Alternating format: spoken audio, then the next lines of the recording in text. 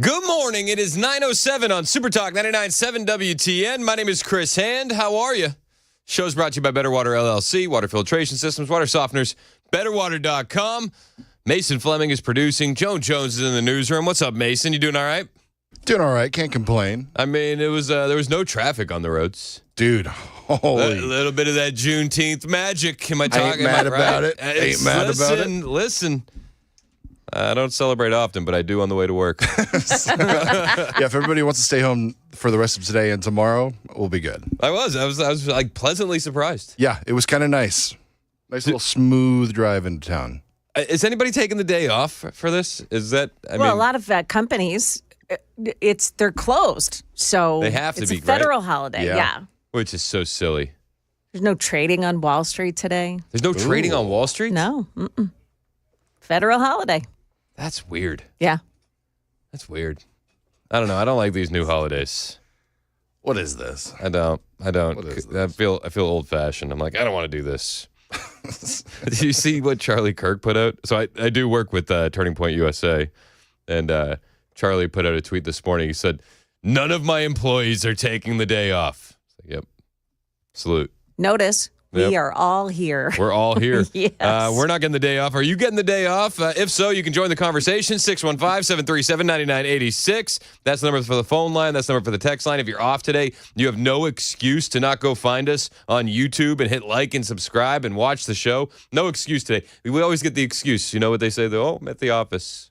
Can't watch. Well, you have a federal holiday today. Yeah, you have the whole day off. You have to do it. Yeah. Come watch. Go hit like and subscribe. Today on the show, Khloe Cole is going to be calling in at 9:35. Bro, I'm so excited. It's going to be a great interview. If you're unfamiliar with Khloe Cole, she has a fantastic story, and it ties in with a lot of the news that's been happening here lately with the Supreme Court decision coming down yesterday, siding with AG Skermetti versus the United States when it comes to the ban on transgender surgeries and medications. I say that with air quotes for kids, to put them on puberty blockers and things of that nature. Khloe Cole has a unique perspective. She was duped by the medical industrial complex. Her parents were duped by the medical industrial complex at 15 years old, if I recall correctly, and she tried to transition. And she started going through the steps, and she started taking the puberty blockers. And she went through with some of the procedures, and then she realized that she had made a horrible mistake. And then she realized that you can't reverse a lot of what had been done, which is part of the fight that we've been in when it comes to these gender mutilation surgeries for minors, these puberty blocking drugs for these kids. You can't go back. And this has been the fight. So Khloe Cole is going to give a great perspective from that. We're still celebrating that win that happened yesterday, but there's a lot to get to, especially on the Israel-Iran front. We'll talk about our favorite Juneteenth memories and more, I promise. But Khloe Cole, 9:35. You're going to want to hear that interview. It is going to be absolutely fascinating, and I'm excited to have her call in. I've crossed paths with her a few times, at different events with Turning Point, and we've never been formally introduced. We've never had like a full conversation, but I am familiar with her story, and I'm actually looking forward to it. It's so weird. One of the first things that I did with Turning Point was the protest that was down in Murfreesboro, the rally to stop gender mutilation for kids, and Khloe Cole was there. It was like 2 years ago. And, full circle, now she's on the show. Pretty cool. Wow. It's pretty cool. Terry in Cane Ridge wants to talk about Juneteenth. What's up, Terry? Hey, my problem is not a problem with the holiday, but why is it elevated above Veterans Day and people get off Veterans Day or do not get off Veterans Day but get off Juneteenth, when I would dare to say there's been more African-American soldiers than there ever was slaves. Hey, that's an interesting take, and I'm with you. I think our veterans definitely deserve to be honored. Did you see the Google logo for Juneteenth? Did you see that? Uh-oh. Put it up on the screen. Yeah, I'm looking at it right now. I've been having a hard time deciphering it because it's about freeing the slaves, right? Mm-hmm. That's what it's about. Interesting. Why is there a record player on the Juneteenth logo on Google? And flowers. Yeah, was that lilacs? I think so. Is that what that is? And then fans, little paper fans. So I clicked on it just out of curiosity, and the first line is, "This doodle celebrates Juneteenth." How does it celebrate Juneteenth? Cowboy boots and record players? Does that say Juneteenth? I think that celebrates most people's culture. It's just, I use a record player. Joe Biden wanted us to leave the record player on. Remember that? Yep. So you got to leave the That's record player on right. for the kids. Yeah, I'm very confused by the Google Doodle today. But we don't get them for other holidays. The National Museum of African American History and Culture says Juneteenth marks our country's second Independence Day. Is that so? Okay. Not. The doodle artwork represents both African American heritage and Texan culture. Because this was Because this wasn't when the slaves were freed. This is when the news made it to Texas. correct. Yeah. Okay. Yeah. Texas received a formal announcement of emancipation. Their commemoration of this event has spread across the Americas. And who was it in power in Texas that wasn't sharing the news with the slaves? Was it Democrats? I think it might have been Democrats. I think so. Hold on. Chances are it was Democrats that weren't sharing that news. Just in case you're keeping score at home. Add another tally. Democrats. Every single time it's Democrats. But yeah, we got a lot to get to today. We're definitely looking forward to that interview with Khloe Cole and Juneteenth. Hey, speaking of Juneteenth, Mayor what is it, Brandon Johnson out of Chicago? He's got Juneteenth on the mind, and also Donald Trump at the exact same time. And he said, in Chicago, Donald Trump, and I know this is going to shock you on Juneteenth to hear this, but in Chicago, Donald Trump is trying to eliminate black existence. Seriously. The city is facing a significant budget deficit and spending hundreds of millions of dollars on migrant support. How do you justify these expenditures to taxpayer concerned about other pressing needs that you just listed right there about the concerns? Well, we are addressing those pressing needs, and the reason why we responded to this global crisis of the migrant mission was because the federal government failed to do its part. Governor Abbott spent over $220 million to ship people across America. Instead of working with Congress to actually pass substantive immigration reform policy, they wanted to create division. But we're not going to allow that to happen in the city of Chicago. Much like we fought for civil rights 60 years ago, we're going to continue to make sure that whether you are black, brown, Asian, white, young, old, working people deserve to be prioritized. And this misnomer that there's division, and consternation within communities solely based on this issue is just wrong. He's working to eliminate black history. He is trying to eliminate black existence from this country, but he's also attacking the LGBTQ+. I wouldn't say he's trying to eliminate black existence. We're going to bring people together in this country. It's bad when even CNN has to interrupt the mayor and say, I wouldn't say that the president's trying to eliminate black existence, but that's what he's going with. Also, to touch on his points about illegal immigration and Governor Abbott, you didn't need a new bill, as evident by Donald Trump and the migrants that have been released into the country in May at a goose egg. That's 0 as opposed to 64,000 last year, 1 year ago under the Biden administration. We didn't need a new bipartisan border bill to enforce the laws on the books because Donald Trump didn't have a bipartisan border bill, and our border crossings are down, 93%. It's unbelievable. But he says Governor Abbott had to spend $200 million shipping migrants off to other cities instead of working with the federal government. The federal government was actively working against Governor Abbott. They sued him over the buoys in the Rio Grande. They sued him over the razor wire in Eagle Pass. They sued him when he said that local state authorities could deport illegal aliens. Every step of the way, they were actively working against Governor Abbott. They weren't enforcing the laws on the books. And then when Governor Abbott said, okay, I've had enough of that, I'm going to make it your problem. I'm going to send them to Chicago, and I'm going to send them to New York. Then it became an issue. It became an issue when Abbott and DeSantis said, let's send some migrants to Martha's Vineyard. Then it became an issue.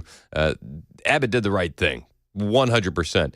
And he can be and moan over the $200 million while his city spends billions on housing these illegal migrants. And his city knows that they're in the wrong. When ICE went poking around for the data that they have on an online portal in Chicago or in Illinois, for IDs for illegal aliens, they quickly shut it down. Like they know that they're up to no good, and all they can do is project. So Brandon Johnson says, this is unbelievable. How could this happen? And Donald Trump is trying to get rid of black history and black existence. It's fear-mongering, and it's garbage. He's working to eliminate black history.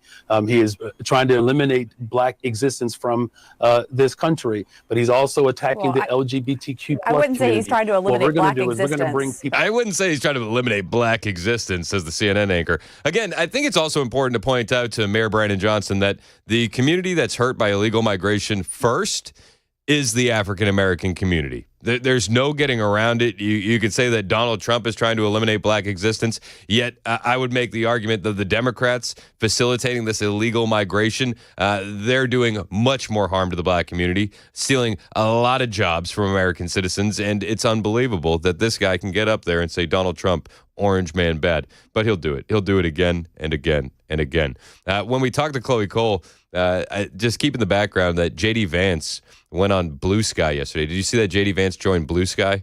For a minute. For about 17 minutes. So he joined Blue Sky, and he did a long post about the Supreme Court decision, and it was quite funny because he just cited what the Supreme Court said. He said, "Hello, Blue Sky. I've been told this app has become the place to go for common sense political discussion and analysis, so I'm thrilled to be here to engage with all of you." And then he quoted the decision from the Supreme Court when it came to the ruling on surgeries and medication for transgender youth. And he said, from Justice Thomas's writing, "To that end, I found Justice Thomas's concurrence on medical care for transgender youth quite illuminating. He argues that many of our so-called experts have used bad arguments and substandard science to push experimental therapies on our youth. I might add that many of those scientists are receiving substantial resources from Big Pharma to push these medicines on kids." What do you think? This is on Blue Sky, which is lefty Twitter. Those comments got J.D. Vance banned from the platform in like less than an hour. At a certain point during J.D. Vance's venture into Blue Sky, he had been blocked by about 15,000 people, and it was like the amount of people who had blocked him was 7 times more than the amount of followers that he had because the leftists couldn't deal with it. Now, when they blocked him, everybody started making fun of it on Twitter, and then Blue Sky had to circle back, full Jen Psaki, and reinstate him because they couldn't deal with being mocked. Again, this is one of the best things that you can do with the left and their evil culture is mock them and laugh at them because they can't handle it. They just thrash, and you know you're over the target. But J.D. Vance, he's on Blue Sky. Are you on Blue Sky? Did you ever do Blue Sky? I did. You did? I did not. I signed up. Right. Did you make any posts? I made, I think, one post, and then it doesn't really get a response. I didn't make any posts. You're just watching what other people saying? Well, I don't even think I have the app anymore. I think I just did it on like the desktop. Yeah. Because I was like, well, if it blows up, I want my username. Gotta have that. Fair enough. Gotta have that brand consistency. You know what I that mean? makes sense. That's I all think I it's was pretty doing. clear that people really aren't using it. They're still on X. Yeah. That's the main platform if you want news. It's not Instagram. It's not Facebook. It is X. It's happening in real time. Lies are being debunked in real time. And people are being called out when they push fake narratives and fake stories almost immediately. There's nothing better than the community notes section on X. Blue Sky wishes that they could be X. And yeah, all the lefties, they left for what, like a week? They did the same thing with Threads. Remember that? Yeah. They did the same thing. And then they come crawling back about 2 weeks later. It happens every time. Surprise. Happens every time. Hey, on the way, 9:35, we got Khloe Cole joining the show. That's going to be an awesome interview. Looking forward to that. And anything you want to talk about, 615-737-9986. It is Super Talk, 99.7 WTN.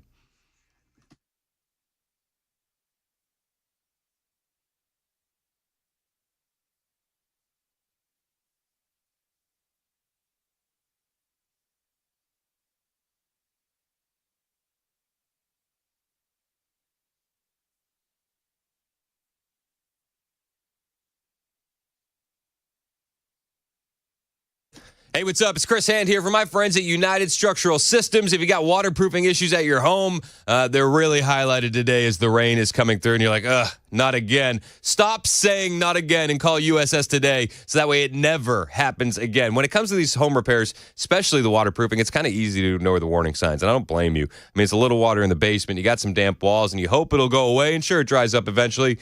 But when the rain comes back, so does the problem. And these small problems never stay small. That water in your crawl space is going to lead to mold. It's going to lead to wood rot. It's going to lead to foundation issues. Don't let it get that far down the road. Call USS today. They've helped over 30,000 homeowners in Middle Tennessee and Kentucky, and they are not about sales pressure. They're going to send an expert, not a sales guy. They're going to send somebody worried about the waterproofing, not about their quota. So whether it's foundation or waterproofing, you need to call USS. These guys have 30 years in the game, 30,000 satisfied customers. Why would you choose anybody else? If you see the signs, don't wait. Call USS 615-488-7855, 615-488-7855, online at USSTN.com. How would you like to have Jesus Christ pray for you? Did you know that Jesus Christ does pray for you if you're a Christian? Hebrews 7:25 says, "Therefore he is able also to save forever those who draw near to God through him, since he always lives to make intercession for them." In Scripture, intercession means to pray on behalf of. Jesus Christ is your advocate. An advocate comes to our aid or pleads our case to a judge, offering support and counsel and interceding for us when necessary. In other verses, Jesus calls the Holy Spirit our advocate. Just like you talk to yourself, when Jesus talks to himself, it's prayer. The Bible says no matter what you go through today, next week, or next year, Jesus is praying for you if you have trusted him as your Savior. He's on your side.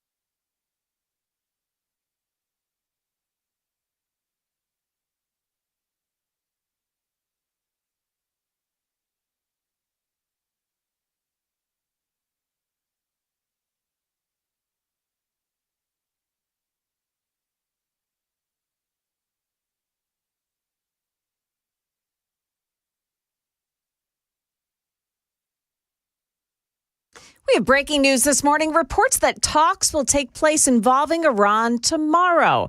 We've got details on that straight ahead here at 9:30 on Super Talk 99.7 WTN. Interesting. Looking forward to that in the newsroom, in the newscast at 9:30. That's Joan Jones, Super Talk 99.7 WTN. I'm Chris Hand. The show is brought to you by Better Water LLC, water filtration systems, water softeners, betterwater.com. On the way after the news, we got Khloe Cole joining the show.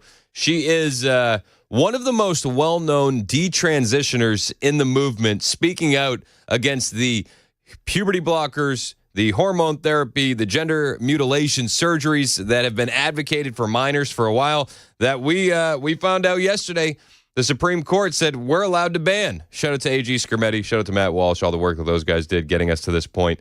A lot of prayers answered yesterday when this SCOTUS ruling came down. But, I mean, the fight against this leftist insanity is not going anywhere. We had the win yesterday, right, with SCOTUS.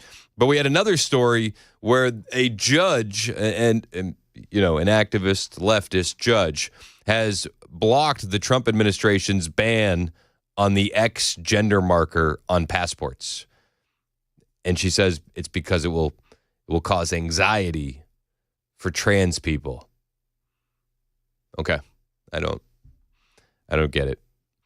A lot of countries aren't going to accept X on your passport for gender. And a lot of countries, well, they're not going to be happy if they see that. So Trump signed an executive order. He reversed a lot of these gender mandates. We saw this all happen, such as their alterations to Title IX, the DEI prioritization of LGBTQIA plus individuals, issues in persons, and allowing that X gender marker on passports. Well, a Biden-appointed judge, Julia Kobik, has said that the X, or null, gender marker must remain an option in federal government documents. In her ruling, Kobik upheld the idea that it is harmful to people who identify as transgender for the government to not acknowledge their emotional or dysphoric feelings about their own identity. How about this? What if I was schizophrenic and I want a passport with another personality and name?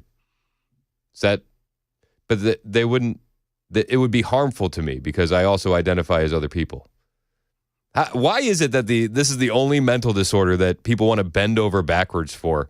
Maybe not the only one, but one of the most prominent mental disorders that people bend over backwards for to enable, instead of getting these individuals the help that they need. They call it compassion, but I see it as cruelty. And when we talk to Khloe Cole after the news, you're going to hear her story, and you're going to come to the same realizations, if you haven't already done so, that it's not compassionate whatsoever. It is cruelty, what they're doing to these kids and what they're doing to transgender individuals everywhere. The most compassionate thing we can do is say, hey, you got to wake up and we got to get you some help. That's what true compassion looks like. Not this enabling that the leftists bring to the table. That's not compassion at all. We'll talk to Khloe Cole next. It's 9:30 on Super Talk 99.7 WTN.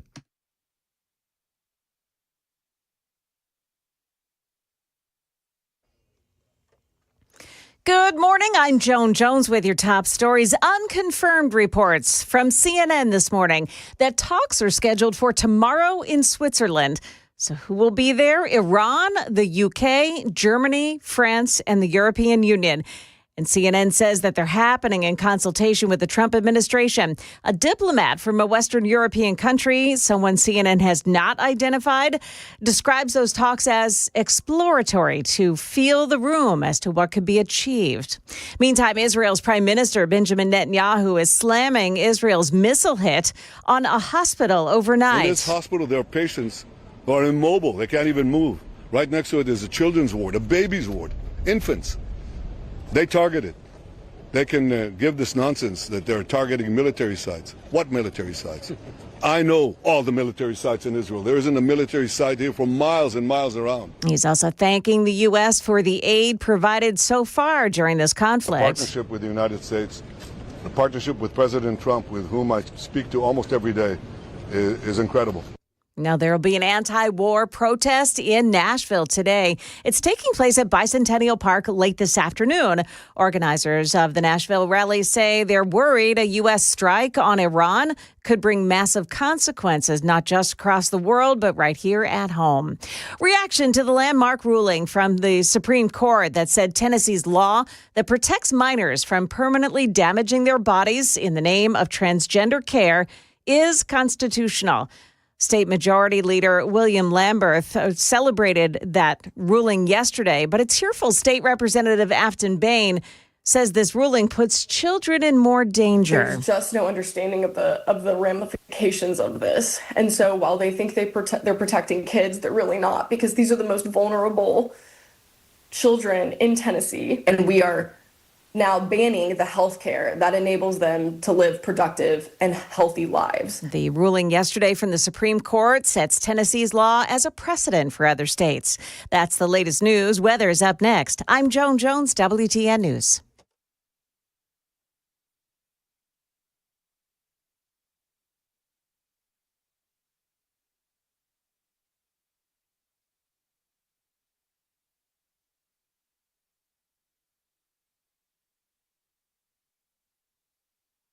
Hey, what's up? It's Chris Hand here from my friends at Busy Bee Plumbing, Heating, and Cooling. It is June, and you know what that means. If you haven't gotten your system serviced, you really need to. Otherwise, you're essentially sitting there waiting for a problem to pop up with your AC system in the middle of summer at the worst possible time, and you don't want to do that.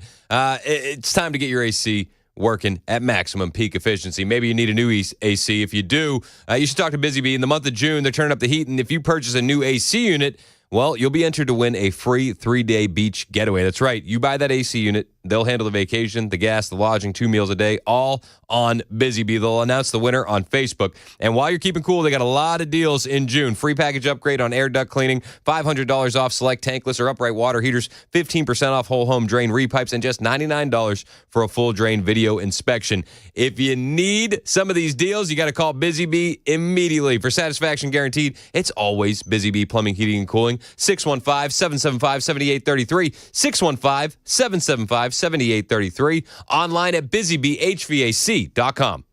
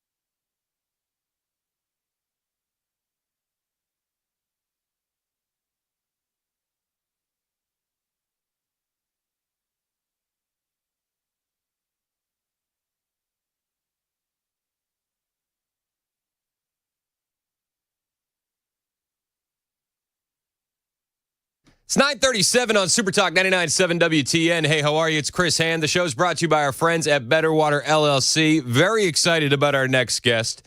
She describes herself as a detransitioning woman on a mission, speaking up for kids, faith, and truth. She's told her story a lot of places, and now she's going to share her story with us. Welcome to the show, Khloe Cole. Khloe, how are you? Thanks for having me. I'm doing great. How are you doing? I'm great. I'm actually very excited to talk to you, given the Supreme Court decision that came down yesterday. I would love to get your instant reaction on that, and then we can kind of talk about your story a little bit and how you got to this place where you're at today. Instant reaction on the SCOTUS decision. I mean, it's just incredible. So yesterday morning, the Supreme Court decided 6-3 that Tennessee's ban on these abusive treatments for children, the breast surgeries, the genital surgeries, the sterilizing puberty blockers, and cross-sex hormones is constitutional. And these laws are going to go into effect in 25 other states that have already passed them. And this is a massive win for this movement to protect children from these transgender procedures. Yeah, it's a huge win, and it's a win that we've been praying for a while. And this is really personal to you because you've experienced this firsthand. I'd love for you to kind of walk us through your journey how old you were when you thought you were trans, and then the steps that happened after that, and when you kind of had your eyes open to the fact that you had been lied to by the medical industrial complex. I mean, I really was only a child when it started happening for me. I started calling myself a boy when I was 12 years old because, I mean, I had always been a tomboy from a very young age, and especially as I got older, and I hit puberty a little bit early, and I really wasn't comfortable with all the changes that were happening to my body and all the attention that I was getting. Unfortunately, that materialized into a sexual assault in my middle school years. And I also was just different, and I was trying to find my identity, and I seemed to find it in the transgender community where there were other kids who were very similar to me in a lot of ways. And rather than the adults outside of my family, my doctors helping to guide me through these feelings and helping to guide my parents with how to get through this, they really followed the approach of only affirming it. They never asked the right questions. They never stepped back and thought, why can't we wait? Maybe we can dive deeper into this. No, they told me, yes, you are a boy, and we're going to go along with this. And at 13 years old, I was placed on the first few medical interventions, which were puberty blockers using a sterilizing drug called Lupron and weekly injections of cross-sex hormones. And eventually, I underwent an irreversible transgender surgery at the age of 15 to remove my breasts. It's heartbreaking to hear you describe that.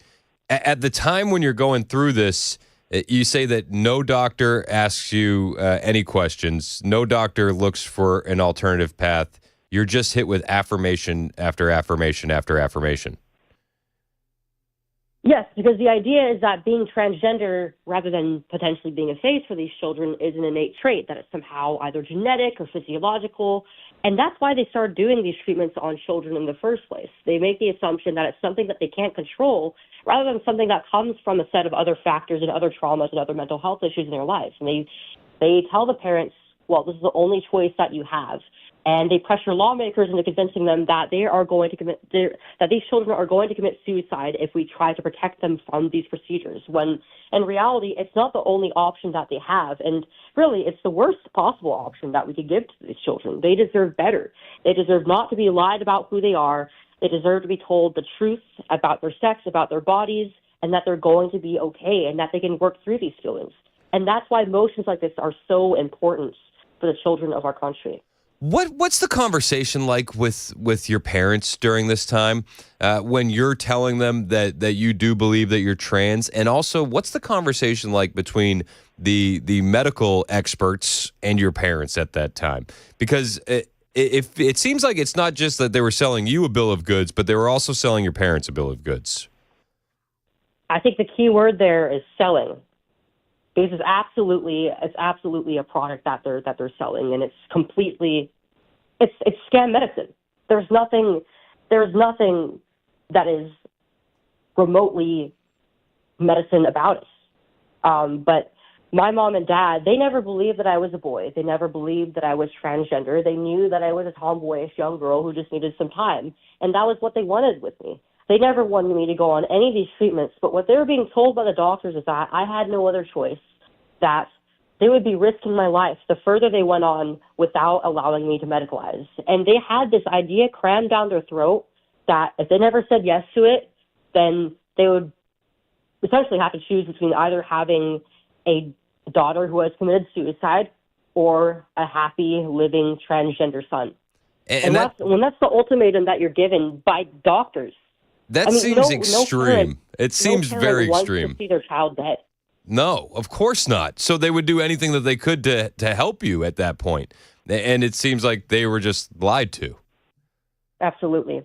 It was a complete lie. I would have been just okay if I was just given the chance to grow up without any intervention. And that's what we need to give these children. I feel like this decision, this Supreme Court decision, is going to allow thousands of children across the U.S., because there's thousands of them who are dealing with these feelings of discomfort, who are being led down the pipeline of transgender iatrogenic treatments by their doctors, by adults who know better. And it'll give them that time to finally settle back in with their bodies without being experimented on. Yeah, that's what these kids deserve. As you go through this process and you're put on these puberty blocking drugs, you're on the Lupron, you get the surgery, the double mastectomy. At what point do you realize I've made a horrible mistake? And what does that look like? What is that conversation? Because we don't hear these stories often. It seems like stories like yours are shouted down and silenced. So as you're going through that and you kind of wake up that you had been lied to, what are the steps that you take and where do you go from there? The point where I realized just how dangerous these treatments were and how much they were negatively affecting my life was after I had surgery. And the grief was like almost immediate, but I couldn't put a name to the feeling because I thought that it was supposed to make me happy. And I didn't even know that it was possible to regret this or to go back. But by about like the 1 year mark post-surgery, I realized that I wanted to have children one day. I realized that one day I wanted to get married, have kids, be a wife. I mourned my ability to breastfeed and the parts of myself as an aspiring future wife and woman that it took away from me. And I also came to the conclusion that there never was anything wrong with me in the first place. The problem was never my body. It was just difficult feelings that I was experiencing during my adolescence, and I could find other ways to be happy with myself beyond transition. And the process that it took for me to detransition, I would say that similarly to the initial transition, it was both a social process and a medical process, but this time it was infinitely harder because, in the medical community, there's no framework for detransition. They have no idea how these treatments affect the body long term, or how exactly to taper somebody off of hormones. And my own doctors who led me through this in the first place, when I turned back to them to help me with this, it was like they didn't want to face their mistake. So I had to figure out how to go off of hormones and all my different health issues from the transition pretty much all by myself. I've lost pretty much all my faith in really any doctor, any physician. I haven't seen a doctor in like 4 or 5 years because it's just been the thought of doing it is just so terrifying to me. But when it came to the social process, I was going to my senior year of high school at this point in time, and it was like people before actually had no idea that I was even a woman because the drugs that I was on were so powerful. I really did look like a young man and sound like a young man, and I had lost all my friends. Not because of like the bizarreness of it to them, but also because many of them were fairly left leaning, and they didn't like that I was starting to even just question my transition, question like some of the ideology around it, and it was a very difficult process for me. But over the years, I've gotten better and better and healthier, and in going through those hard parts of my life, I've learned who my real friends are. I've learned my values, and I've been able to use these more negative parts of my life experience to help other people, to help other children and families. And I'm so grateful for that. It sounds like to me that, and thank you so much for sharing your story. We're talking with Khloe Cole. She's a detransitioner. It sounds to me, though, that it was almost easier to transition to being a man than it was to detransition, at least socially and with all the help and resources you had around you. Absolutely. I mean, you could even say that transition is a straightforward pipeline. It starts with socially transition. It starts with getting a new name, changing the way that you dress and look, being affirmed in that by the people around you, and then eventually going down the route of medically transitioning with the puberty blockers if you're young, the cross-sex hormones, and eventually for many, the breast surgeries and the genital surgeries. Yeah, it's unbelievable. There's no codes. There's no standards of care for those of us who have alternative outcomes, who regret it, who end up being damaged by these procedures in some way or want to go back. Detransition is not written anywhere. So doctors have no idea what to do with us. And that is something that needs to change. We need long-term studies on the outcomes of these procedures, on how many people detransition, because there's a lot of very poorly conducted studies saying, oh, it's only about 1 or 2% of people who end up detransitioning. That's not true. I have met thousands of people in passing at this point who have detransitioned, who have regretted this, and these studies that I speak of are conducted very poorly, and they intentionally exclude people like me to keep their numbers low. Yeah. It's unbelievable, and it seems like the lies are going to continue. We had a state representative here, Afton Bain, after the decision came down. And I want to play a clip from her, and I want you to react to it because I think that nobody can react to this as clearly with the backstory and the information as you. But this is State Representative Afton Bain, Democrat, after the Supreme Court decision came down, and I want to get your comments after I play this clip. There's just no understanding of the ramifications of this. And so while they think they're protecting kids, they're really not, because these are the most vulnerable children in Tennessee, and we are now banning the health care that enables them to live productive and healthy lives. Again, that was State Representative Afton Bain, and she's saying that this Supreme Court decision is going to make it so that way these trans kids can't live productive and healthy lives. Your instant reaction to these comments, Khloe? What an absolutely horrible belief to instill in children who are suffering, who are going through what already is a very difficult formative period of their lives, and then convincing them, no, you can't live without medical treatment. You can't live if you don't look like the opposite sex. You can't live if you don't transition. Because it's not true, first of all. And it's by telling kids that they are going to commit suicide without something, you are inevitably going to create more suicides. It is incredibly irresponsible. I agree with her that this is a very vulnerable population of people. But why don't we talk about the ramifications of allowing them to transition? Doctors, entire clinics, and hospital systems and interest groups are preying on the vulnerability of these children by putting them on these drugs, by targeting them for these treatments that they do not need. Yeah, it's unbelievable. Again, we're talking with Khloe Cole.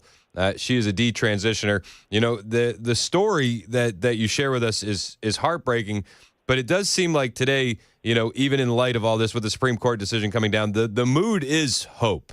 And the mood does feel like we've had a lot of prayers answered. I'd like Absolutely. to speak a little bit more about the hope aspect behind what you saw yesterday. I mean, it just goes to show how much our country is shifting on this issue. And people have been sounding the alarm for decades on this because the medical transitioning of children here in the U.S. has been happening at least, I think, since the 90s and the early 2000s. But people weren't listening until people like me were actually coming out speaking about the damages of this fringe treatment.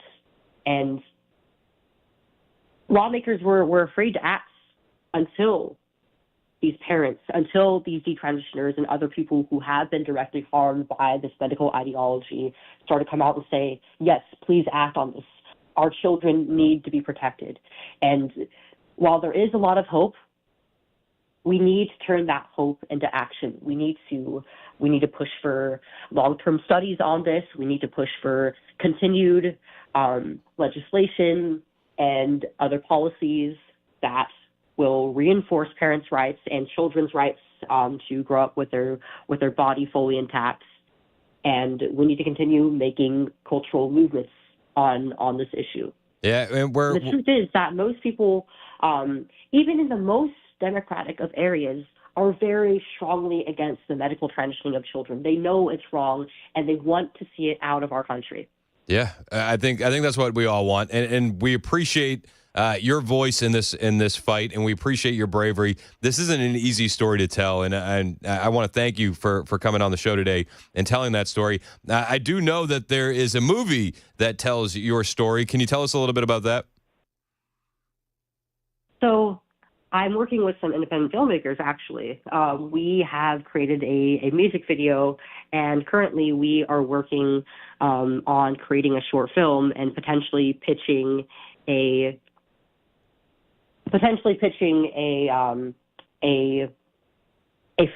feature-length film as well. How can we help you, and how can we support you on that? So I actually have a link. It's the ChloeColeMovie.com. ChloeColeMovie.com. And we can get there. We can share the movie. We can support. What do you need from the community at large? Well, word of mouth would really help, but we're also trying to fund the short film as well. Perfect. So you can go to ChloeColeMovie.com and make a donation, and you can share the story. Word of mouth will definitely help. Chloe, where can we find you online to keep up with your story as you continue to bravely speak out and tell it? So I'm primarily active on social media. I'm on Instagram, I'm on X, and I'm also running a YouTube channel as well. And you should be able to find me by looking up Khloe Cole. But if you want to look me up directly with my username, it's CHOOO 3 O's COLE. Chew Cole. I like it. All right, Khloe Cole, thank you so much for joining the show today. Congratulations Thank on you. the big win yesterday, and thank you for being so brave and such a loud voice in this fight. We do appreciate you. Thank you so much. Appreciate you guys. Of course. You're welcome on the show anytime. That's Khloe Cole. It is 9:55 on Super Talk 99.7 WTN.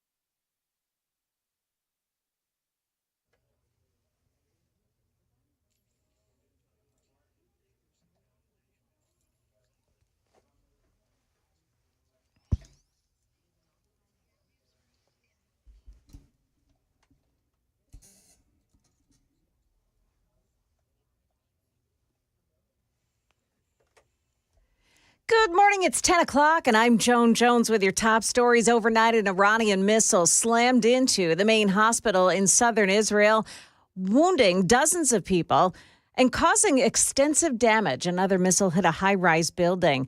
Israeli Prime Minister Benjamin Netanyahu had been asked this morning about the potential for an American attack on Iranian nuclear facilities. He said that there is a decision only for President Trump to make, but that the U.S. is already helping Iran, he said. They're participating in the protection of the skies over Israel and its cities with THAAD missile batteries that are in Israel, with Aegis ships that are on the shore of Israel, with their pilots that are fighting alongside our pilots to knock out drones. Now, CNN is reporting a meeting will take place tomorrow between Iran and several European powers in consultation with the Trump administration.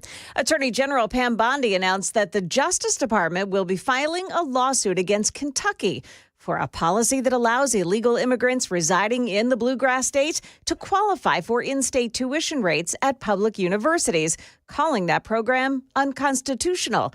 And it's against U.S. citizens who are not afforded the same privilege.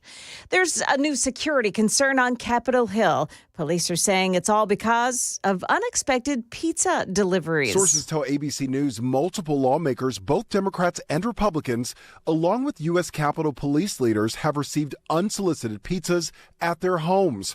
The deliveries likely aimed at sending the message, "We know where you live." Capitol Police saying these recent pizza deliveries are troubling and yet again bring to light the heightened threat landscape we are living in. ABC's Lionel Moisey. Market numbers brought to you by Beacon Capital Management, online at beaconcm.com. No change for interest rates. After its latest two-day meeting, the Federal Reserve's Board of Governors has voted to leave rates alone, with Chair Jerome Powell gauging the effects of President Trump's trade policies over the coming months. The Fed's decision had little effect on the stock market. The Dow Jones slipped 44 points Wednesday to close at 42,177. The Nasdaq rose modestly while the S&P was unchanged. The market is closed today to observe Juneteenth. A push by Microsoft into AI will cost some employees their jobs. Bloomberg reports the tech giant plans to cut as many as 10,000 positions, mainly in its sales division. Reductions last month hit about 6,000 Microsoft workers. After recent sales declines, Nike was pinning its hopes on a partnership with Kim Kardashian and her Nike Skims. That line of activewear was to have launched right about now, but Nike says production issues have pushed the rollout to later this year. Jim Ryan, ABC News. And that is the latest news. We've got your weather up next. I'm Joan Jones, WTN News.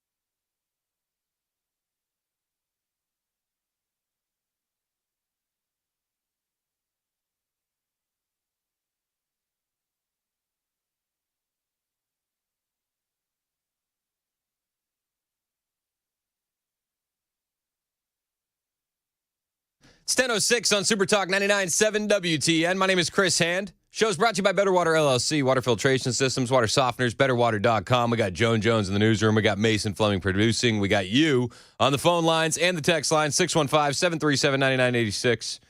You're also in the YouTube chat. Shout out to the YouTube chat. It's always jumping. All hail the YouTube chat. You see, they're the liberal that's always in the chat, the milkman. Yep. You see him? Glad he's there. He said that he would gladly let his tax dollars go to support gender mutilation surgery for minors. I'd give him the business, but you guys already did in the chat, so I don't really need to elaborate. Oh, yeah. It's like, I'm glad he's there for conversation, but I don't agree with him. No, the YouTube chat did not. They stepped out and they put their foot down on that. But hey, welcome to the show. Welcome to the show. You're welcome to call in, 615-737-9986. The milkman never calls in. No. He doesn't. He's too scared. Every time we've thrown a bone, every time we say it away. Every time we say it, we know he says the same thing. He says, "I'm working." That's what he says. But today's a federal holiday, milkman. Got the day off. You got the day off. Juneteenth, baby.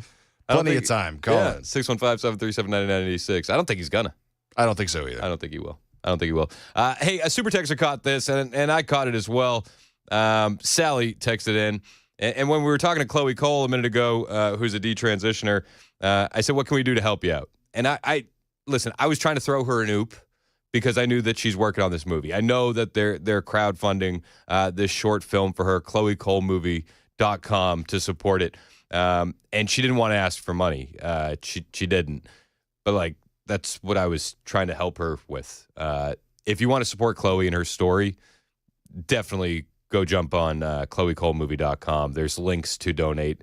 $5 will help her, get a little bit further down the road. I'm going to do that myself. Now, as we continue, a lot of news today. The Chiron on CNN, the little bar on the bottom screen, says Trump's Intel chief Gabbard off message, out of favor. I don't know if that's actual news or not. It is CNN after all, but something to pay attention to. This is a very divisive issue, the Israel-Iran stuff. Let's be perfectly honest. But I do think that we can all agree that we'd rather have no other president than Trump in the Oval Office right now dealing with it. Whether we're dealing with the side that I'm on, where we don't want war, we don't want ground troops, or whether you're dealing with the side that's like, no, we got to regime change and take out the Ayatollah. Both sides completely agree that the guy that is in the position to make the decision is the right guy. It's Trump. He's the right guy to make the decision. Democrats disagree. Jasmine Crockett was doing some podcast, and she thinks that Kamala Harris would actually be better in this moment right now. Because when you think about it, Kamala Harris, light years ahead of Donald Trump, as it relates to qualifications, as it relates to her overall resume, and as it relates to the fact that she was a lot younger. Everybody said that they wanted to get rid of Joe Biden because he was too old. Then you had a younger, qualified, non-felon candidate, and somehow the people still chose the old white man. So, like, for me, I don't think it was ever about that. Oh, they chose the old white man. She's sitting down with Katie Couric. What's it called? Next Question with Katie Couric. That's the name of the podcast. Next Question. Next podcast, please. Jasmine Crockett. This is who needs to be the voice of the Democrat Party. They have no idea why we voted for Donald Trump, but they have none. The same party that brought us the No Kings protest are still mad that we didn't elect their coronated official who never received one vote. All right, they're so butthurt over it. They still voted for the old white man. Yep, we did, and he's the right guy for the job. No matter what happens with the Israel-Iran situation, I do believe that we have the right guy in the Oval Office to make those decisions. Jasmine Crockett would prefer Kamala Harris. Would you prefer Kamala Harris in this situation? Do you think any of the guys in the Middle East are going to take Kamala Harris seriously? Let's just be honest. You think that they would take her seriously? No, they wouldn't. They would laugh at her. We would be in a world of trouble if we had Kamala Harris. I mean, outside foreign policy aside, If we had Kamala Harris, the border wouldn't be secure. If we had Kamala Harris, the economy wouldn't be getting back on track. If we had Kamala Harris, this nation would be going downhill fast. Jasmine Crockett, though, they still voted for the old white man. She had way more qualifications, like, sleeping her way to the top. Overly qualified. That actually happened. But we have Donald Trump in the White House, by the grace of God. Thank you, Lord. Donald Trump, he's in the Situation Room now. They said that they were going to be getting in at about 11 o'clock Eastern. So they're in the Situation Room right now. They're talking about Israel. They're talking about Iran. They're talking about what to do next. The Wall Street Journal, they put out an article, and they were highlighting Trump privately approving attack plans for Iran, but withholding final order. They have a long, long article about this. Donald Trump put out a Truth Social post this morning, and he said, "The Wall Street Journal has no idea what my thoughts are concerning Iran. No idea. Fake news. But he's repeated that over and over and over again. And a lot of the stuff that I hear from him, we're not sure if he's serious, if he's posturing. It could be either or. But yesterday, while they were putting up the flagpoles outside the White House, they put up those beautiful flagpoles. Donald Trump donated them. He didn't waste any taxpayer money on them. He put them up himself. He was asked about any details that he could share about striking Iranian nuclear facilities. And he's standing with the construction guys behind him that are putting up the flagpole. And some of them start laughing because he said, You think I'm going to answer that question for you? Do you really think I'm going to answer that? About whether you are moving closer, or you believe the U.S. is moving closer to striking Iranian nuclear facilities. Where's your mindset on that? I can't say that, right? You don't seriously think I'm going to answer that question? Will you strike the Iranian nuclear component? And what time exactly, sir? The construction guys behind him are laughing. I mean, Trump has a long history of this. Like, no, I'm not gonna lay out military plans in advance. That way you can put them in the news and our enemies can know what's going on. Even if those military plans are there or not, why would he disclose that to you? The construction guys in the background, they're laughing. If you're watching on YouTube, you'll see the video along with this clip. Hit like and subscribe while you're there. But that's just one of the main reasons to watch on YouTube. We got all the video for you. But he continues. Sir, would you strike it? Would you please inform us so we can be there and watch? I mean, you don't know that I'm going to even do it. You don't know. I may do it. I may not do it. I mean, nobody knows what I'm going to do. I can tell you this, that Iran's got a lot of trouble, and they want to negotiate. And I said, why didn't you negotiate with me before? All this death and destruction. Why didn't you negotiate? I said to the people, why didn't you negotiate with me 2 weeks ago? You could have done fine. You would have had a country. It's very sad to watch this. I mean, I've never seen anything like it. It's so, everyone thought it was going to be the reverse. I didn't think so. And I was telling them, you got to do something. You got to negotiate. And at the end, last minute, they said, no, we're not going to do that. And they got hit. Remember 60 days? And then came the 60. 61 is going to become a very famous number. That was one hell of a hit. That first hit, that was one hell of a hit. Not sustainable, to be honest. That's where it ended. It ended on the first night. Yes. Is it too late, though? Do you think it's too late to now? Really, nothing's too late. The only thing too late is Powell. Powell's too late. Too late, Powell. He's hilarious. Is it too late to negotiate with Iran? No, nothing's too late. The only thing too late is Powell. We'll talk about that a little bit later in the show. The Fed still declining to lower interest rates again, just making Donald Trump lose his absolute mind because he's been calling for the interest rates to be lowered for a while. The Fed is actually predicting higher interest rates and higher inflation. Joy. Not lowering rates. Trump was talking about Iran a lot yesterday. A lot of media availability for the president yesterday.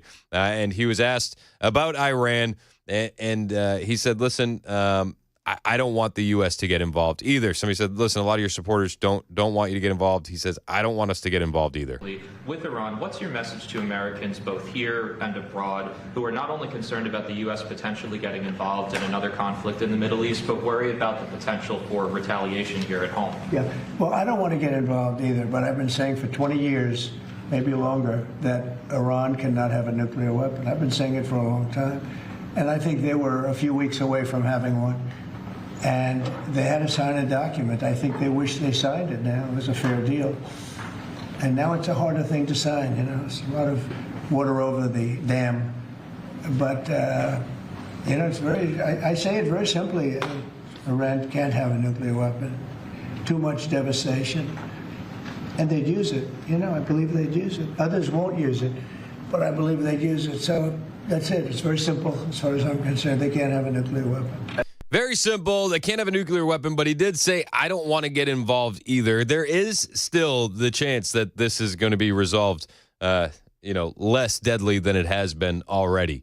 Fingers crossed that this doesn't keep going.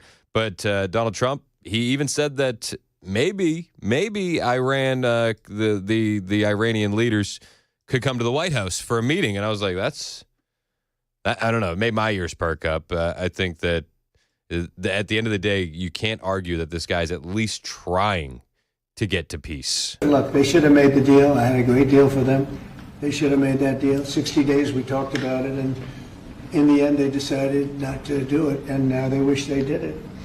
And they want to meet, but it's a little late to meet, but they want to meet, and they want to come to the White House. They'll even come to the White House, so we'll see. I may do that, but it's a shame it could have been done the easy way. It could have. It absolutely could have. It is a shame. Completely agree with both of those things. A lot of death happening on both sides that could have been avoided had they just listened to President Trump.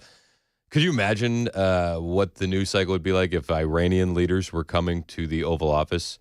Are we going to get J.D. Vance with knife hands, or are we going to get something a little bit more smooth? Are we going to get them wheeling in a TV and saying, lower the lights, we got something to show you?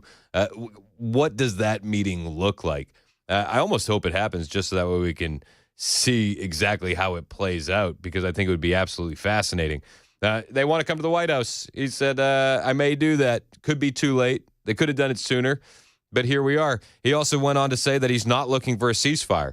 Ceasefires don't last, and he's not trying to play those silly little ceasefire games. He says what we want, unconditional surrender. He said I was going back home to make a ceasefire. Not a ceasefire. We're long beyond ceasefire.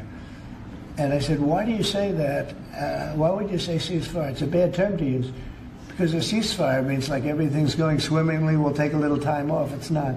We're not looking for a ceasefire. We're looking for a total, complete victory. Again, you know what the victory is. No nuclear weapon. Mr. President. So I thought it was a very badly worded statement by him, and obviously I let him know that. What we want is no nuclear weapon. That's unconditional victory. That's what it looks like. That's complete victory. We need you to make sure that you never have a nuclear weapon. You need to agree to that. That's the move. We could have peace. But that includes you not having a nuke. It's a dicey situation, and it's going to remain dicey. We're going to see what happens. The White House does say all options are on the table. President Trump is in the Situation Room currently.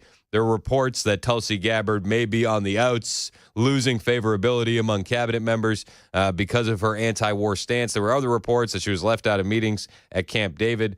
That doesn't exactly give me hope that we're going to resolve this in a peaceful situation, in a peaceful way. But there's still hope there. And if there's anything about Trump, I think he's pushing for peace more than he's pushing for war. And he's listening to his supporters. He is.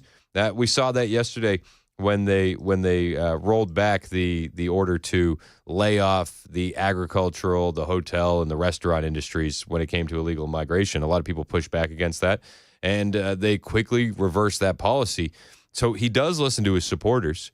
And the supporters are completely divided on this. He was asked about the division with his supporters yesterday. Have you seen the Tucker Carlson Senator Ted Cruz interview? It seems like this issue on whether or not the United States should strike is kind of dividing a lot of your supporters. That's our friend Monica Page. She'll be joining the show asking that question tomorrow at 10:05. She's got a wild week at the White House that she's going to be joining us to tell us about. But she said it is dividing the supporters. You can't argue with that.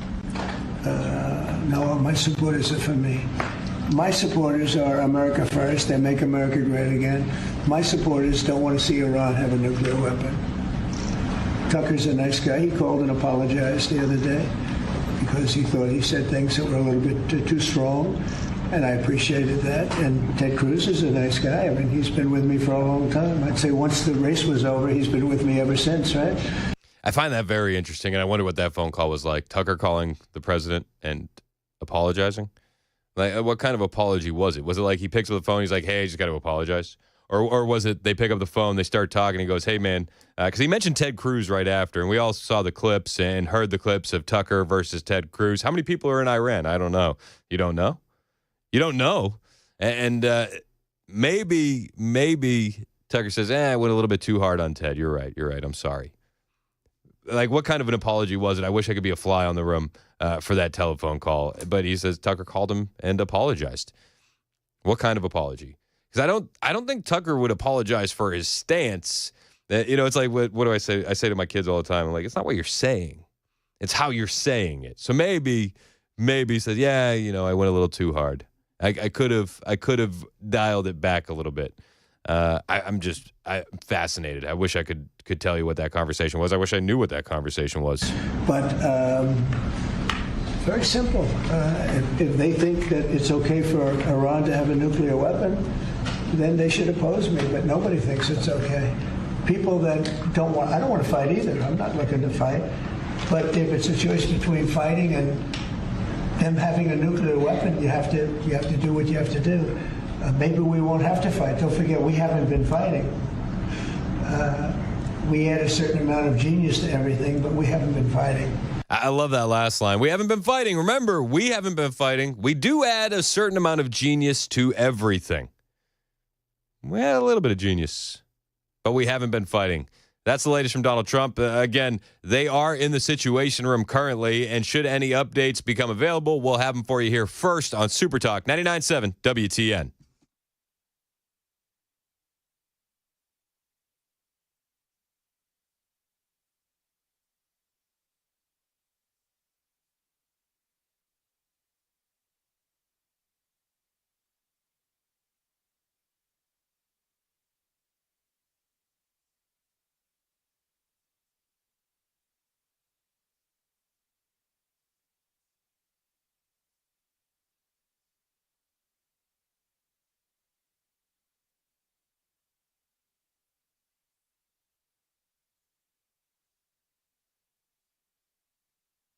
Hey, what's up? It's Chris Hand here for my friend Shane Ring over at Cover Nash. I tell you about Shane all the time. Great guy. I could sing his praises for a while, but we got to get to what he does for you and his clients. Shane can save you a ton of money on health insurance.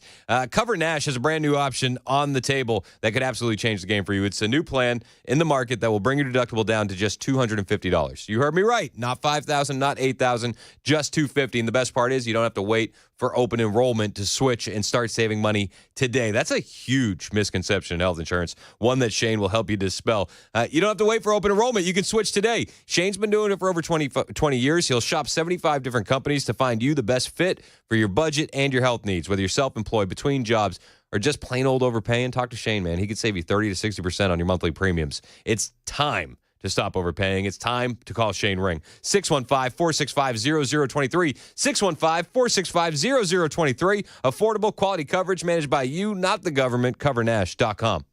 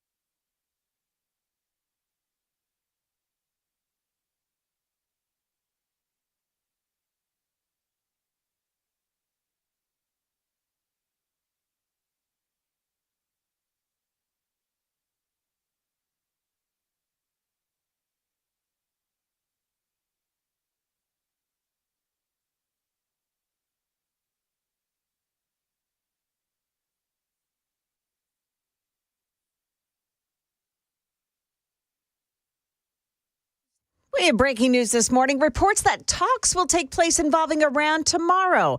We've got details coming up here at 10:30 on Super Talk 99.7 WTN. Thank you, Joan Jones. Looking forward to that newscast. Super Talk 99.7 WTN. My name is Chris Hand. Show's brought to you by Better Water LLC. Water filtration systems, water softeners, betterwater.com. That's Mason Fleming producing. You see the YouTube chat? We're getting people from all over the place. Yeah, I was just reading through some of the comments over there. Looks like Bluto20. Yeah, Bluto20. I'd love to know how you found the station. Yeah, man. Let us know how you found the station. Sally on the text line, 615-737-9986, said, could you imagine? Oh, wait, no, it wasn't Sally. It was Mario. Sorry. Mario said, could you imagine how much crap you would catch if you said that old black woman, the way Jasmine Crockett said that old white man in this clip? Because when you think about it, Kamala Harris, light years ahead of Donald Trump as it relates to qualifications, as it relates to her overall resume, and as it relates to the fact that she was a lot younger. Everybody said that they wanted to get rid of Joe Biden because he was too old. Then you had a younger, qualified, non-felon candidate, and somehow the people still chose the old white man. The old white man. Why would they choose the old white man instead of the candidate that got no votes, right? Yeah, weird. Yeah, Mario, could you imagine how much crap you would catch if you said that old black woman? I would never say something like that, especially not on a holiday as revered as Juneteenth. I would never. Just letting you know, I would never. We got a lot more to cover on the way. More comments from President Trump inside the Oval Office. And then there's a wild story from Breitbart. Chinese from China, Chinese transport planes spotted on their way to Iran. China. That's right. Hit it again. China. That's it. Mysterious Chinese transport planes heading for Iran. Also got a story about Iran TV being hacked. Yep, hacked. We'll talk about that and more on the way. Plus, I got some updates on immigration. Donald Trump is a little bit mad, a little bit upset about some Fox News polling when it comes to immigration. We'll cover all that and more on the way. Anything else you want to talk about? 615-737-9986. It's Super Talk 99.7 WTN. Because we're Fox News and we suck.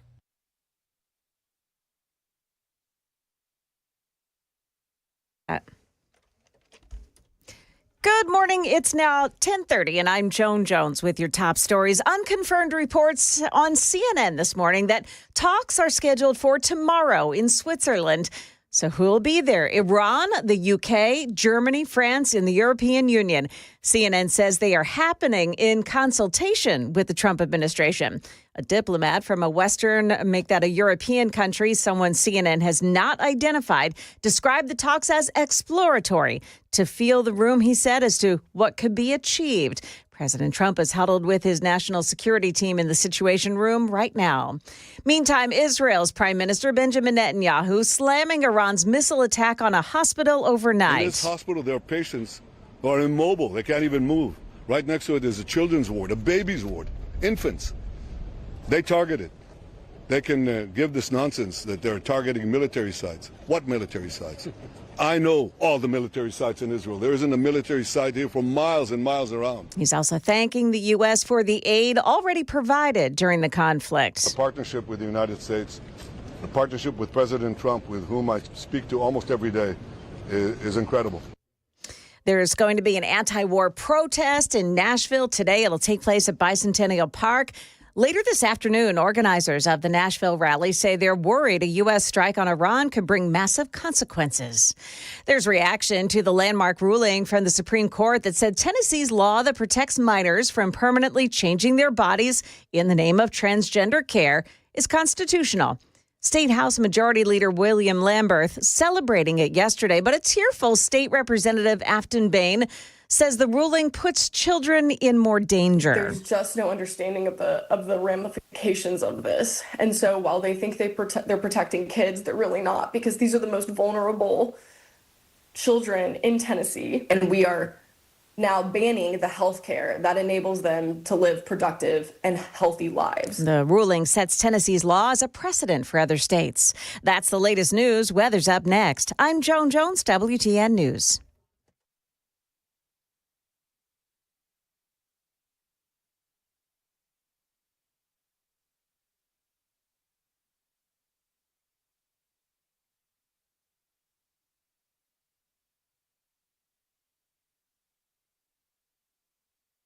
Hey, what's up? It's Chris Hand here from my friends at Better Water LLC. We talk about these guys all the time. Great sponsor of the show, patriots that work at Better Water LLC, and they want to help you out. You could have some nasty stuff in your water. You might be like, well, I got a well.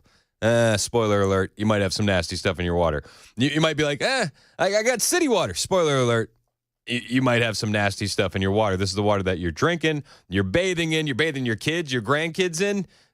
Get it tested. Better Water will test your water for free. And if they find some of the nasty stuff, sulfur, iron, chlorine, bacteria, even E. coli, well, they offer a range of options to clean it up. We're talking reverse osmosis, specialized filters, UV lights. You name it, Better Water has you covered. This is the same guys treating the water at the hospitals in town and at your local favorite coffee shops. You probably tasted their work. It's time to stop drinking the junk out of your tap and bathing in it. Give Better Water a call today. 615-355-6063. That's 615-355-6063. Let them know Chris Hand sent you. You can also find them online. That's betterwater.com.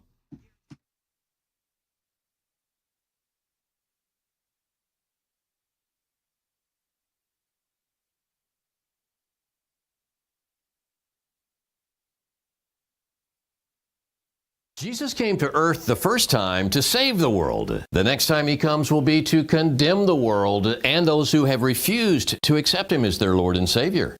Christians are co-heirs with Christ and possess full rights as sons and inherit salvation, eternal life, the earth, the kingdom of God, and all things. If you're not a Christian and have wondered about eternal life, God may be drawing you. Accept Jesus Christ as your Lord and Savior, for only God can save you. No matter what I've ever done. No matter what I've ever done.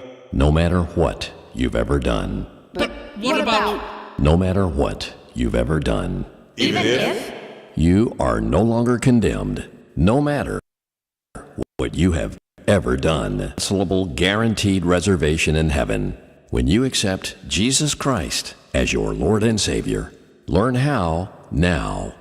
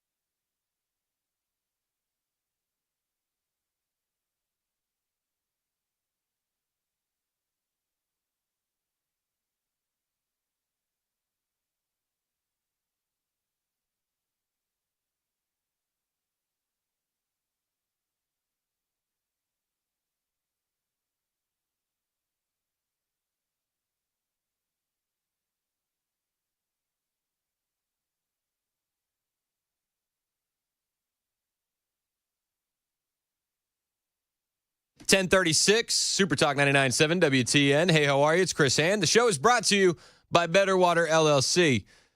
Love those guys. Water filtration systems, water softeners, betterwater.com. You can listen to us anywhere. iHeartRadio, tune in, the FM dial. You can watch the show.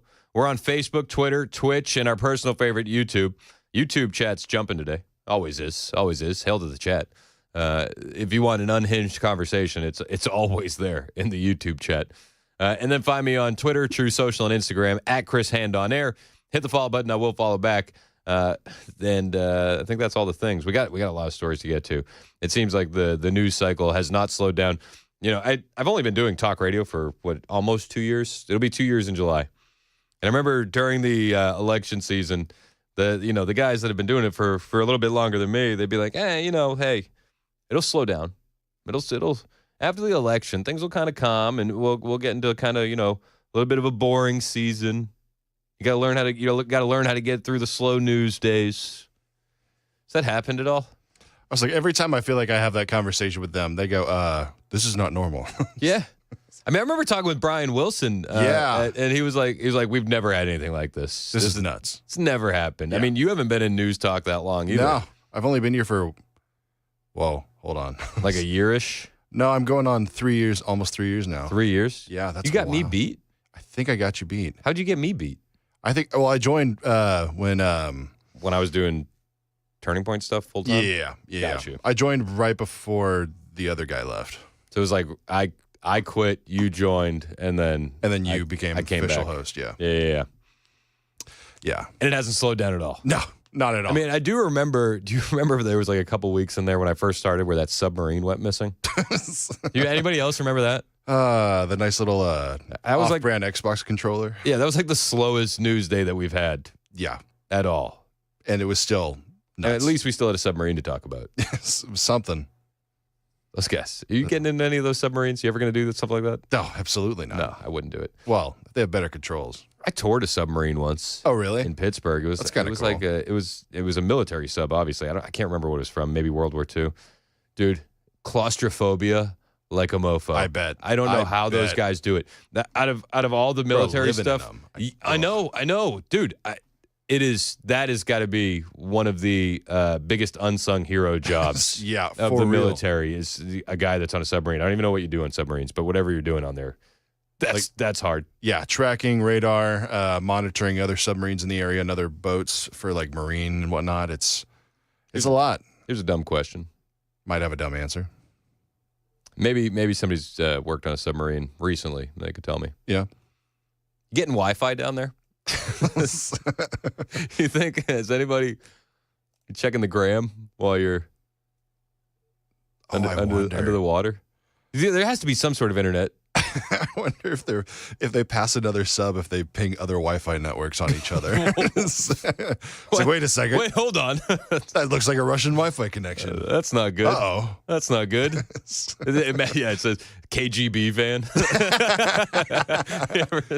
you ever see the This neighbors? is not the U.S. military. You ever see the neighbors? They'll like name their Wi-Fi network FBI surveillance van. Yeah. KGB sub. So good. Yeah. I don't know. Yeah. Do you get Wi-Fi down there? I don't know. These are the things I think about like late at night. 2 a.m. Chris thoughts. I can't fall asleep, and I'm like, I wonder if our military has Wi-Fi on submarines when they're deep under the ocean. Like, what's their Instagram algorithm look like right now? What are you doing down there? Getting recommended? What are you doing down there for fun when you're stuck on a sub? Yeah, it's like I just saw the most recent Mission Impossible. Spoilers: there's submarines in there. Oh. No word on the Wi-Fi though. No word on Wi-Fi. They had to surface to get like radio connection. I would assume you have some sort of, right? Yeah. But would they let the guys use it? I don't know. Maybe like it's a closed off network, so only like select people on the submarine can use it. It's the only thing I could think of. Because if that many people in that small of a space are using the same Wi-Fi network, it's got to be slow. Yeah. Not worth it. Yeah. Not worth it. Yeah, it's like dial up. Yeah. 7662 on the text line, so they changed their Wi-Fi network to ICE surveillance van. Hilarious, especially if you live in Antioch. All right, moving on. What? I didn't say anything. What are you talking about? What do you mean? That's just the way they did the raids last time. That's the only thing I'm talking about. That's just what? That's it. Anyways, all right. So Donald Trump, we played some of his cuts. Talking about, hey, maybe Iran comes to the White House. It is late for peace, but maybe we can still, strike a deal. He wants them to come to the table to do a deal. But he was asked about the dismantling of Iran's Fordo nuclear facility, if they're going to jump in and help. The destruction or the dismantling of the Fordo nuclear enrichment center, is that a prerequisite for a deal? Is that a red line for you? No, it's just something that people talk about having. We're the only ones that have the capability to do it, but that doesn't mean I'm going to do it at all. Yeah, we have the best military equipment in the world. You see that with this fight. We have planes that are undetectable, flying around like You know, nobody's able to see him stealth. You guys want to be stealthy tonight. You know, you can be stealth, you'll never lose, right? But these are incredible planes and weapons. We have the best weapons in the world, by far. Nobody close. And I mean, certain countries take advantage of that. Israel has incredible weaponry. So we'll see what happens. I've been asked about it by everybody, but I haven't made a decision. We got the best military equipment. We got planes in the sky that you'll never be able to see. We have subs with Wi-Fi. I don't know if he didn't. He left that part out. He didn't mention Wi-Fi on the subs. Not pertinent news, I guess. Not pertinent news. John, who's a Navy vet, he's got some info on subs. What's up, John? Hey, how you doing, Chris? Thanks for taking my call. Listen, I never served on submarines, but there's two classes of submarines. You got boomers and fast attacks. The boomers are the top secret guys. They get underway for 90 days at a time, and they have to stay hidden. If a boomer surfaced in the middle of the ocean and a commercial airline saw it, that captain's career would be over. Really? So they're the ones that carry the Trident missiles. And then the fast attacks are the ones who protect the carriers and the destroyers and stuff. So they run with the fleet wherever they're going. Okay. And they're just a regular ship, and they do 6-month, 9-month deployments like everybody else. Is it weird that I'm curious if they have Wi-Fi or not? Well, I know for communication, and it's been a while since I retired, but they would run a wire, just a wire up to the surface. Really? Yeah. So I don't know if that works for Wi-Fi or not, but that's how they would do it back in the day. And that wouldn't get them busted? That wouldn't blow your cover? Nah, you can't see a wire in the ocean. All right, fair enough. Fair enough. Anyway, hey, I got a comment on Iran. Let me tell you, I back in the late 70s, all the way till I retired, we've always said in the military, we need to turn Iran into a glass parking lot. They've been doing this for decades. And so I think, if they got to do the bunker busters and get rid of their nuclear program, that's what they got to do. But Iran has always been an issue. And these people who called in the other day and were talking about, we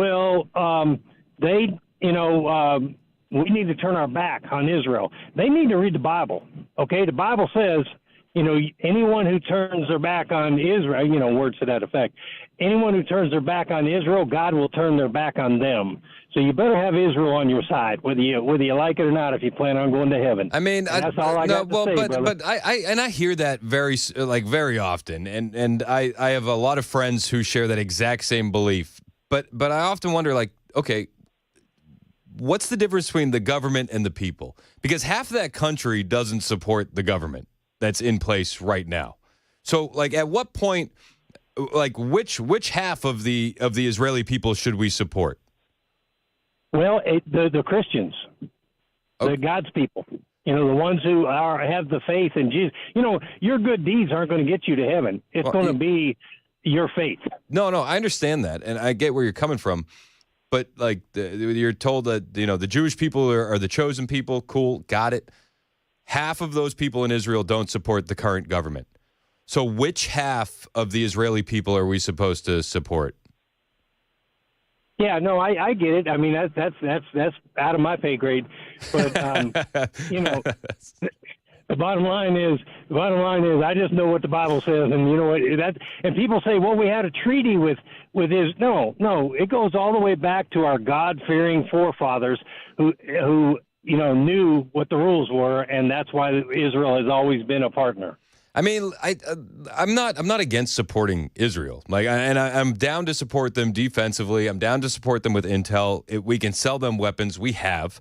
I just don't want to get our troops involved in a boots on the ground war. That's really where my biggest hang up is. Absolutely. And Chris, just knowing what I know about the military and stuff, there won't be any boots on the ground. Iran's almost beat down now. Like I said, we could turn them into a glass parking lot in a heartbeat. Yeah, but glass parking lot, you're advocating for the deaths of countless civilians who have nothing to do with any of this. And then on the flip side of that, when you advocate for regime change in a country with 90 million people and 12 different ethnic groups, you're opening a can of worms.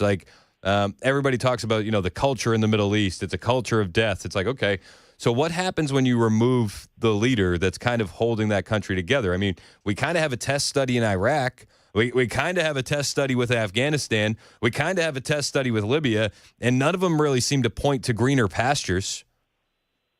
Well, and I think if we just take care of the nuclear program in Iran and whether we change out the regime or not, the bottom line is it'll take them decades and decades to come back with any kind of nuclear weapons or anything. But I really truly don't think we'll ever have boots on the ground there. Hey, I hope you're right. I appreciate the call, John. Thank you so much, man. Yes, sir. All right, 615-737-9986 if you want to join the conversation. There is a story out that it's pretty wild. Breitbart has the latest. Flight tracker allegedly spies mysterious Chinese transport planes heading for Iran. And this is, again, one of the things that I think is just the craziest part of Israel versus Iran is just the ripple effect and how quickly this could turn into BRICS versus NATO. And is this the first sign of it? At least 3 transport planes from China reportedly flew to Iran in the 3 days after Israel began attacking Iran's nuclear program and military command structures. Their cargoes and missions unknown. UK Telegraph had the story first. They reported yesterday that all 3 of the cargo planes flew westward along northern China, crossing Kazakhstan, and then into Uzbekistan, and then Turkmenistan, and then they dropped off the radar screens as they approached Iran.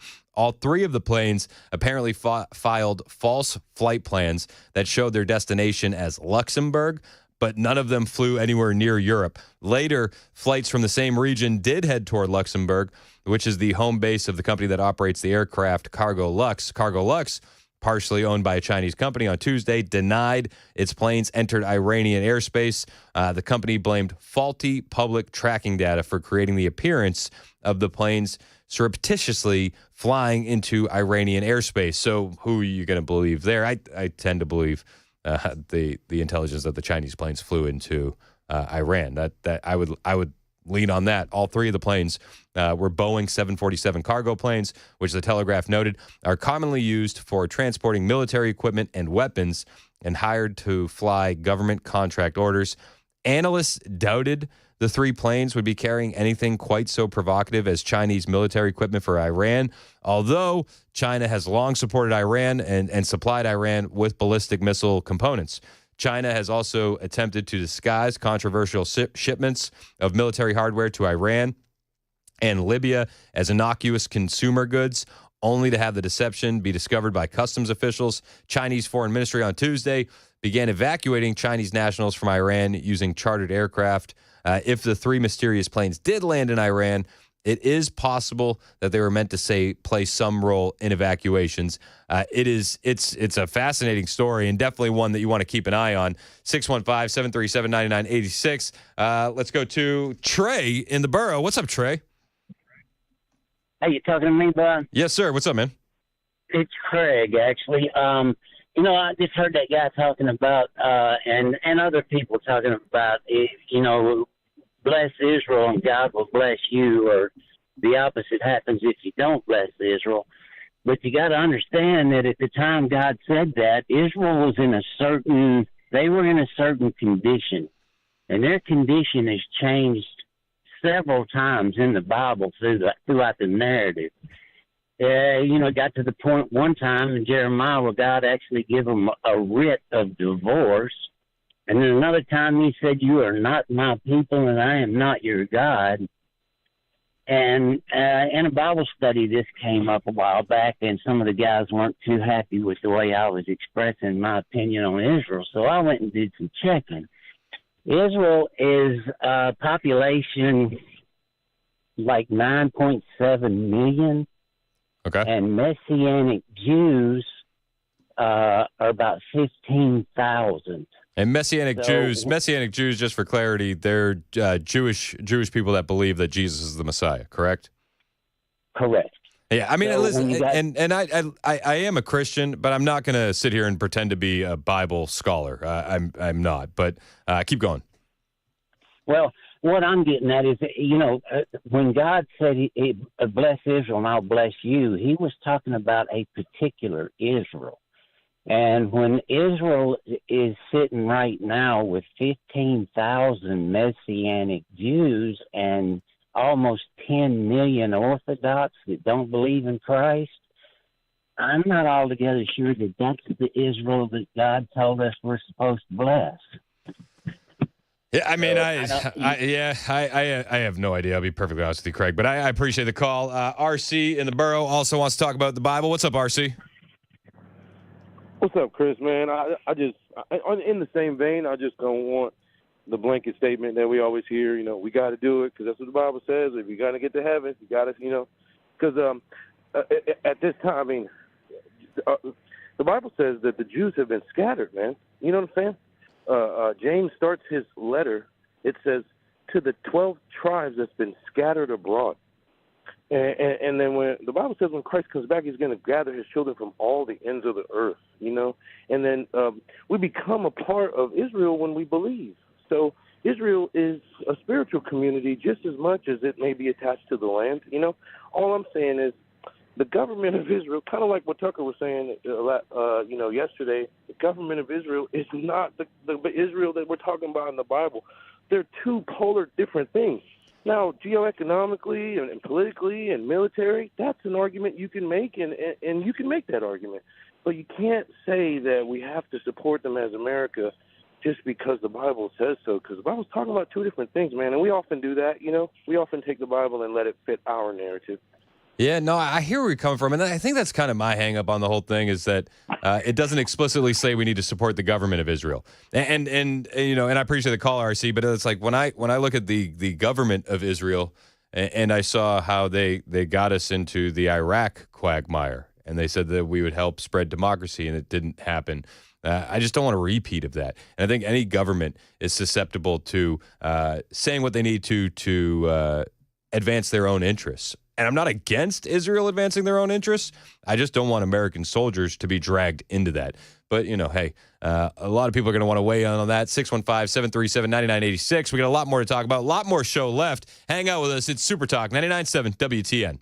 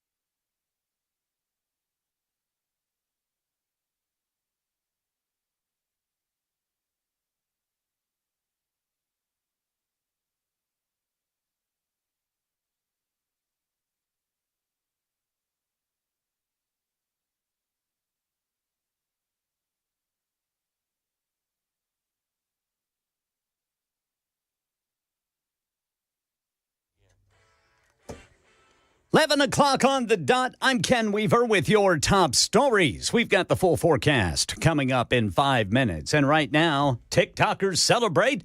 President Trump has just signed an executive order that extends the deadline, holding off a potential ban of TikTok for another 90 days.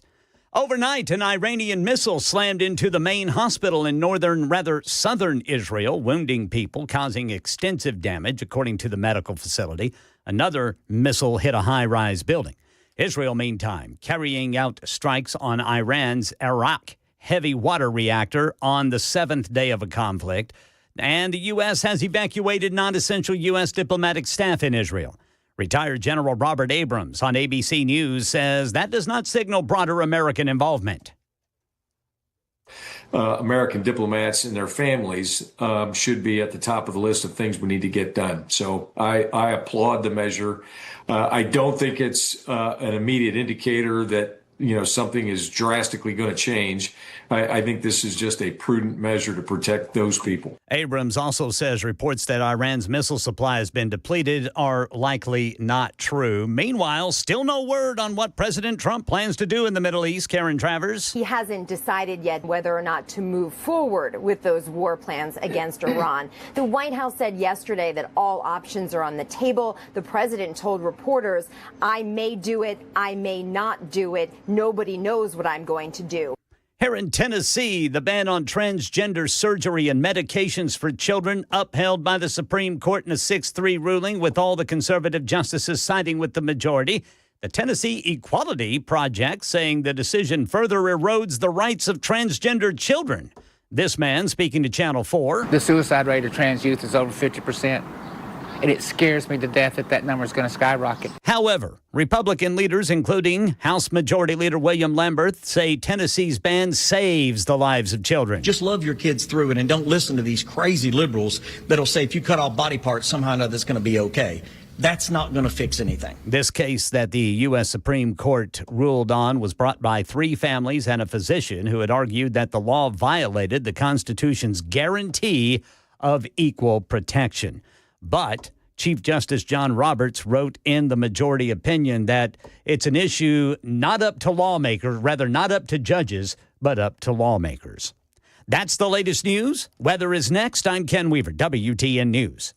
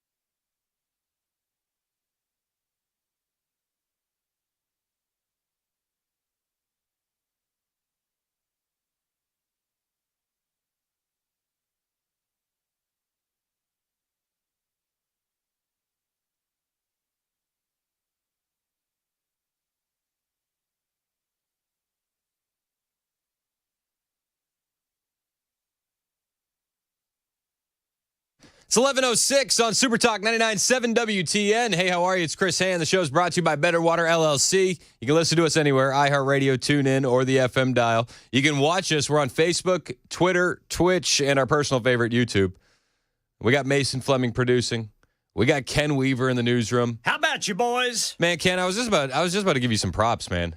Why's that? That was maybe the most professional newscast I've ever heard you do. You know who it was written by?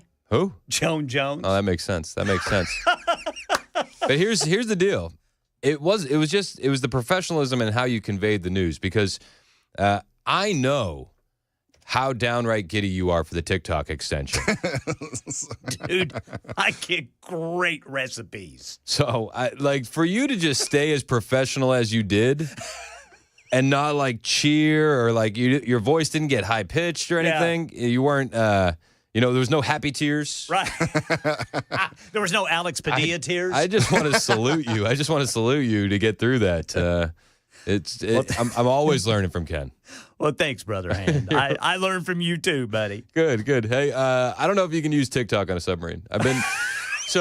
We did. I actually got a caller confirmation. Dude, I don't know why. I'm sometimes I feel like I have a touch of autism because I get focused on something, and I'm I don't want to move off of it. So I asked the question: do the military subs have Wi-Fi for the soldiers during downtime? And I've just been fascinated by this, and I've learned some things. Oh yeah, I've learned some things. How much research have you been doing, or is this the text line? It's no, I didn't do the text line. No, those guys usually they step up. They didn't in this situation. Brother Chris goes down those rabbit holes, man. And so I want to know if our guys have Wi-Fi on the subs. Are they able to see Ken's TikTok dances in his? This is what I'm curious about. Is TikTok banned on U.S. military submarines? All right, so while U.S. military submarines generally do not have widespread unrestricted Wi-Fi for phones and iPads or for gaming during downtime, they do provide some level of communication and entertainment options, including access to the internet for limited purposes. And it seems like that's really video calls if they have good service with family or emails. Yeah, we had a caller call in earlier, said that her family member served and was on submarines through most of his service. They would have to surface for any of that. Really? Any of that connection or anything, because they're so deep down in the depths that they can't actually access any normal Wi-Fi connection. Yeah, that's right. I don't know. This is what I've been focused on. I don't blame you. We're staring down the barrel of World War III. I'm like, are they going to be able to look at TikTok on the subs during all of this? They're saving a lot of their favorites to be like, hey, remember when this one was funny? Some guy called in and said that they had a little wire that goes to the top. Yeah. Huh. I don't like that. I don't know. He said you can't spot a wire. I'm like, I don't know. You know what? Out of all the armed services, I don't think I could serve on a sub. No, absolutely not.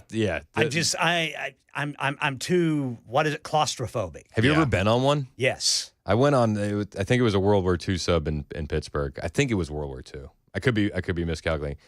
It is the tiniest thing you could ever be in. Yeah.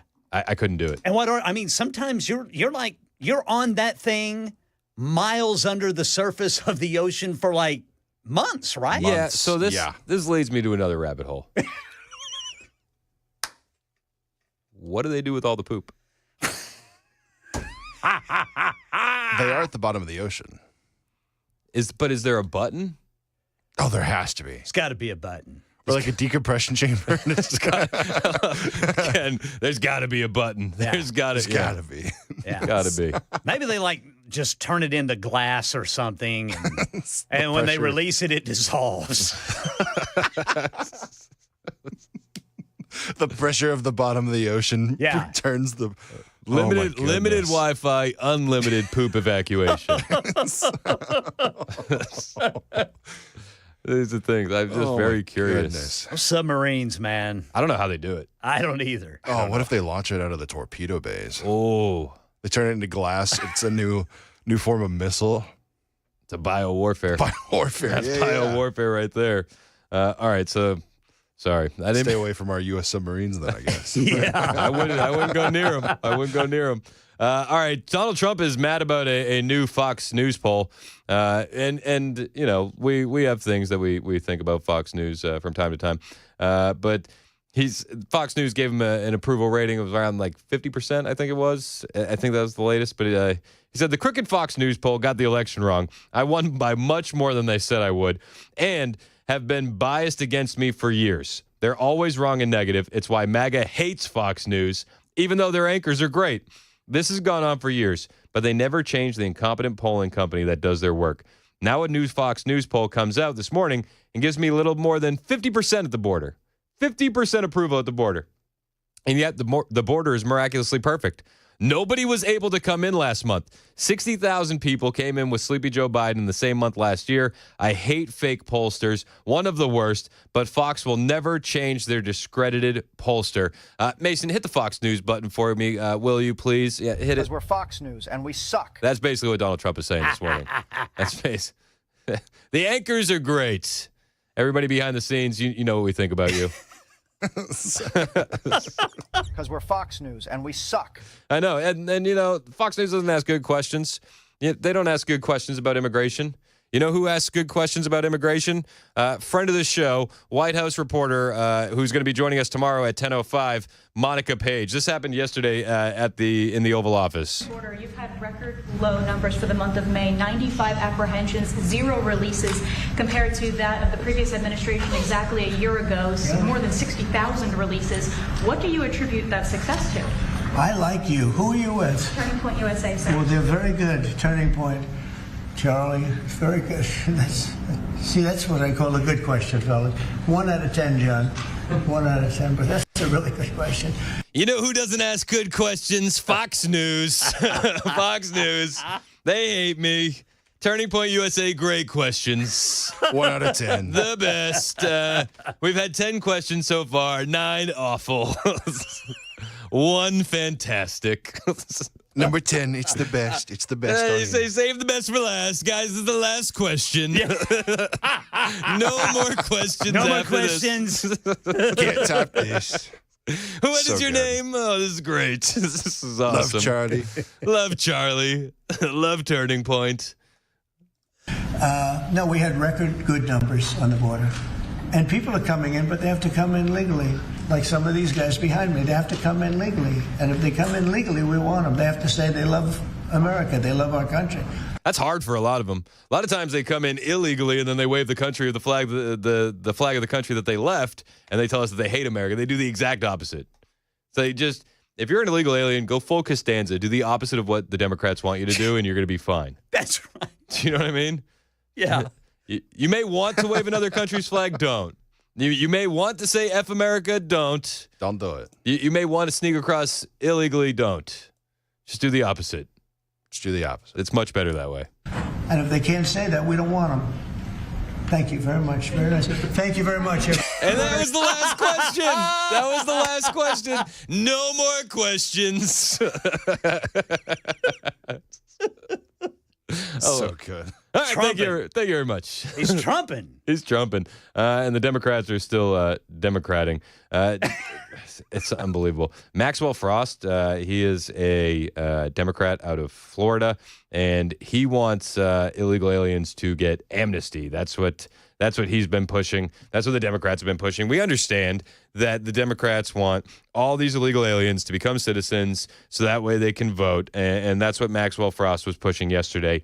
He literally found a podium, and he gets up there and says that we should have blanket amnesty for all of the illegal aliens that are in our country. This guy is not a serious person, and I'll make a case as to why he's not a serious person, because I'm gonna highlight the individuals that he's defending and wants blanket amnesty for after you hear this clip. This is Maxwell Frost, a Democrat, Florida. And to my Republican colleagues who say, I don't want any undocumented people in this country, I actually agree with you.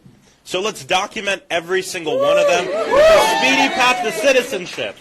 Oh, hey, how about no?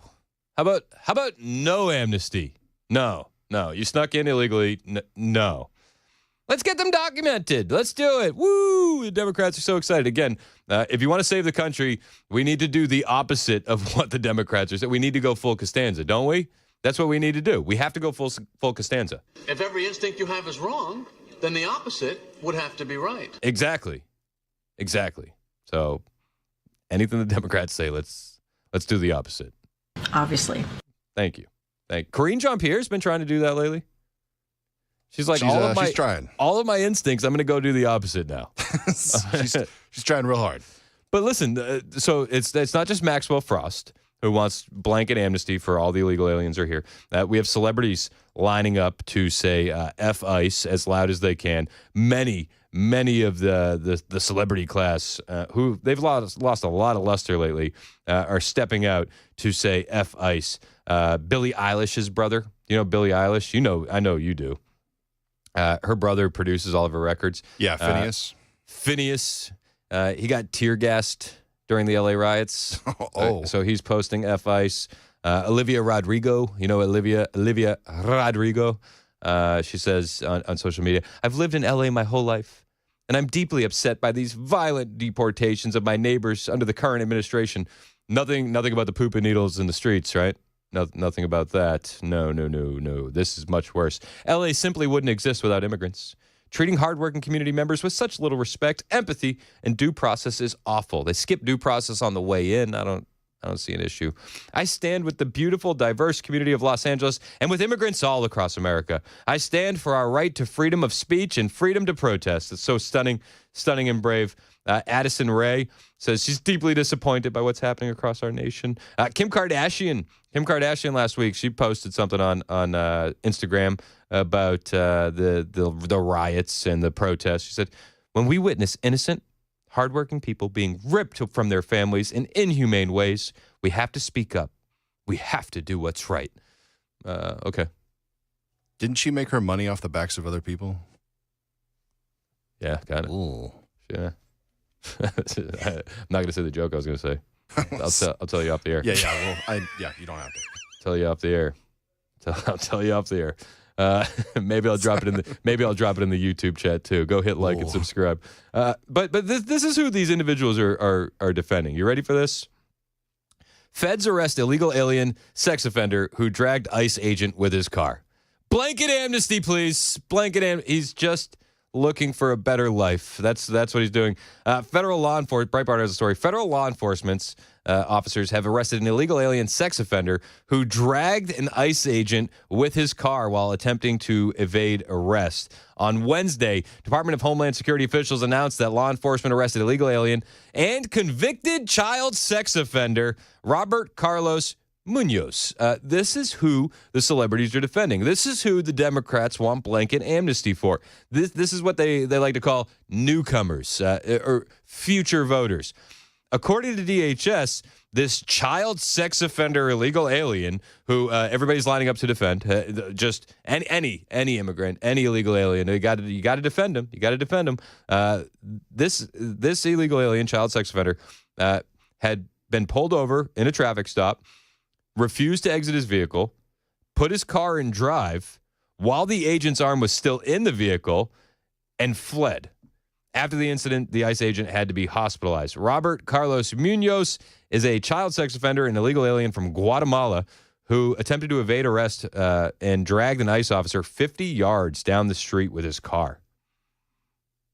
Democrats will line up to defend this guy. It's unbelievable.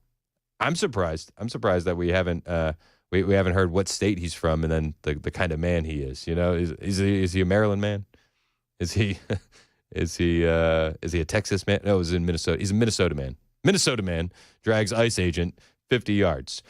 Munoz first arrived in the United States from Guatemala at an unknown time via the southern border. His criminal record in the U.S. dates back to 2010 and includes convictions for sex crimes against a minor, driving without a license, driving illegally. Munoz has also previously been arrested for domestic assault. And this is exactly the type of individual that needs to be highlighted when the Democrats yell, amnesty Amnesty, please. And when celebrities are lining up to say F ICE, we have to remember that these guys are literally putting themselves in the line of fire, being dragged by illegal aliens so that way they can get convicted child sex offenders off the street, making communities safer. The Democrats won't tell you that side of the story. They'll say it was a Minnesota man, but no. Know the truth, who we're going after. And the raids will continue. We saw an ICE raid happen at a Louisiana racetrack yesterday. Breitbart had that story as well, detaining over 80 illegal aliens. They aren't going to stop, yet they will be and moan the entire time, the Democrats will, about how racist this all is. Ignore those voices. Ignore them. It's 11:21. This is Super Talk 99.7 WTN.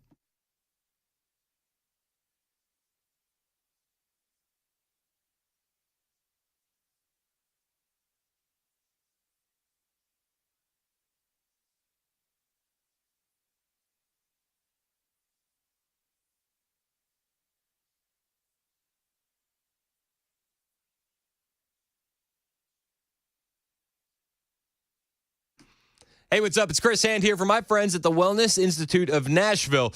You know, and I know, they tried to get Donald Trump with 34 felonies. The Wellness Institute of Nashville has not forgotten that, and they don't want you to forget either, so they've created a new deal to commemorate that very, very special number 34. It's the $34 presidential special. Just $34 bucks for your first consultation, x-rays if you need them, and your first treatment.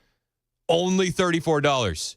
That'll get you back to a pain-free life without pills and without surgery. It's time to say goodbye to neck pain, sciatica, tingling limbs, sleepless nights, disc bulges, and even spinal stenosis, and get back to what you love, living pain-free. Again, this is Dr. Mitchell and Dr. Ashley in the futuristic facility at the Wellness Institute of Nashville.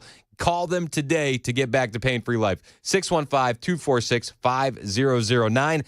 Ask them for the $34 presidential special. 615-246-5009. Or visit painisbad.com.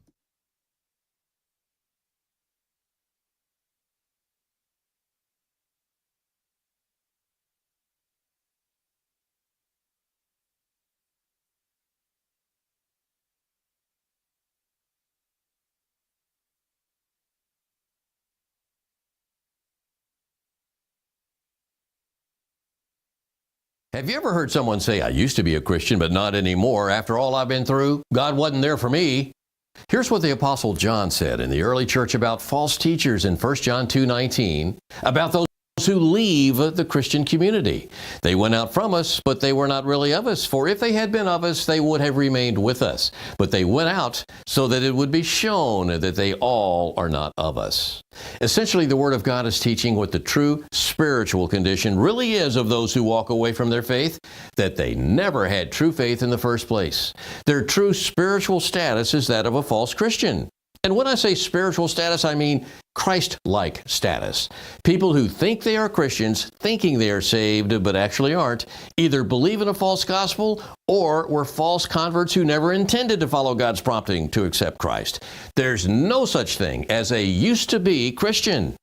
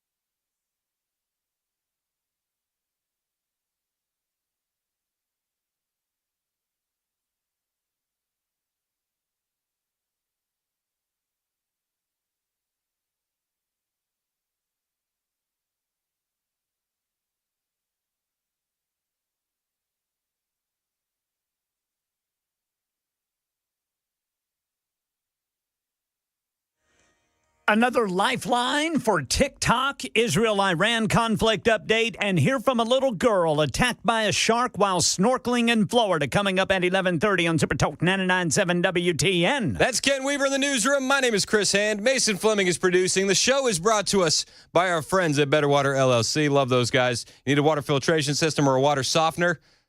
Why would you need that? I don't like them putting chemicals in the water that turn the friggin' frogs gay. It's a good point. BetterWater.com. BetterWater.com. BetterWater.com.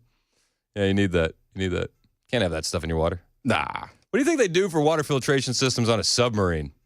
No? Shouldn't I not go there? Should I not go there? Reel it in. They should talk to Better Water. That's all I'm saying. That's all I'm saying. A lot of people on the text line getting on me about a pronunciation that I did in the last commercial. You're known for great pronunciation, though, right? I'm known for pronouncing things. I pronounce the best. Correct. The best pronunciation. How things should be pronounced. Yep. Not necessarily correct, I guess. Yeah. Hey, we got the world famous lightning round on the way. You ready for that? I am. Are you guys big hype?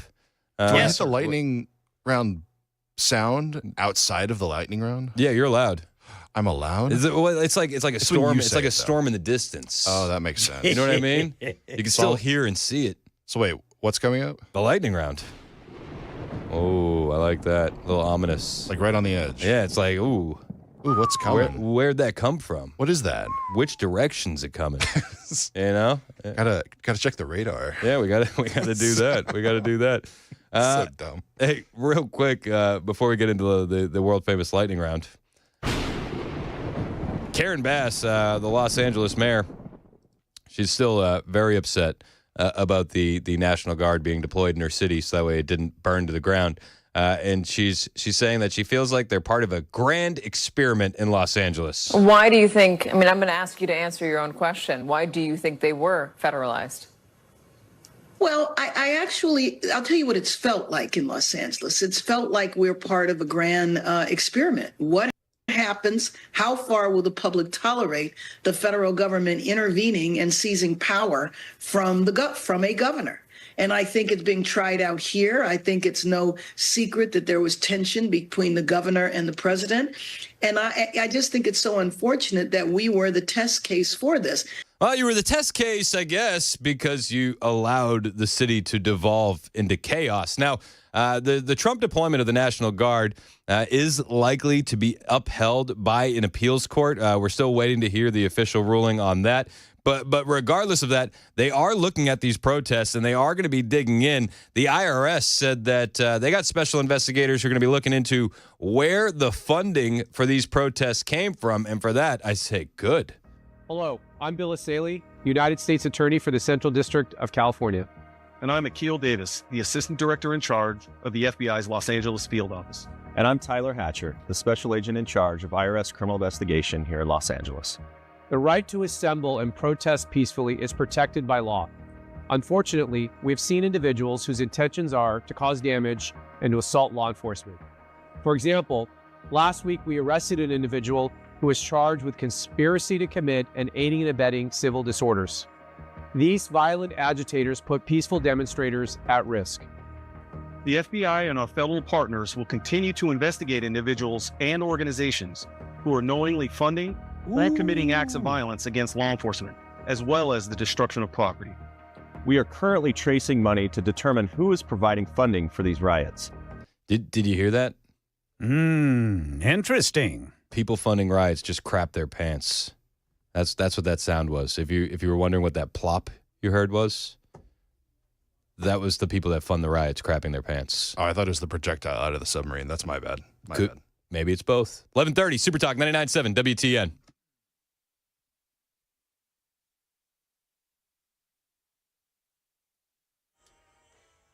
I'm Ken Weaver with your top stories. Got the full forecast in 5 minutes. Got another lifeline for TikTok. President Trump says he signed a new executive order giving Chinese tech company ByteDance 90 more days to divest from TikTok. This is the third time the president has pushed back the deadline. Last year, Congress passed bipartisan legislation which would remove the popular social media platform from American app stores if ByteDance doesn't divest. Lawmakers have raised concerns TikTok could be used to spy on Americans Americans or spread propaganda, but have not made evidence of that publicly available. Mike Dubusky, ABC News. Israel is reeling from a new wave of Iranian missiles today, with a major hospital in the south sustaining extensive damage. Israel's defense minister says Iran's leader Khamenei can no longer be allowed to exist after that hospital strike, claiming Khamenei personally gave that order to fire on hospitals. Meanwhile, Karen Travers at the White House says President Trump keeping everyone guessing as to what he plans to do in the Middle East. He likes to make his final decision 1 second before it's due because, as the president put it, things change, especially with war. And he has certainly pushed back on social media on reporting that would suggest that a decision has already been made, saying that only he knows what he is going to do. There's unconfirmed reports on CNN this morning that talks are scheduled for tomorrow in Switzerland between Iran, the UK, Germany, France, and the European Union. CNN says they're happening in consultation with the Trump administration. Listen to this little 9-year-old girl whose life was saved after a shark attack near Tampa, Florida. I was just snorkeling, then I went up to breathe, and then something hard bit me, and then it tried to take me away. Then I pick up my hand, and it's all in blood. Yeah, Leah Lindell was rushed to Tampa General Hospital, where doctors were able to reattach her hand. That's the latest news. Weather's next. I'm Ken Weaver, WTN News.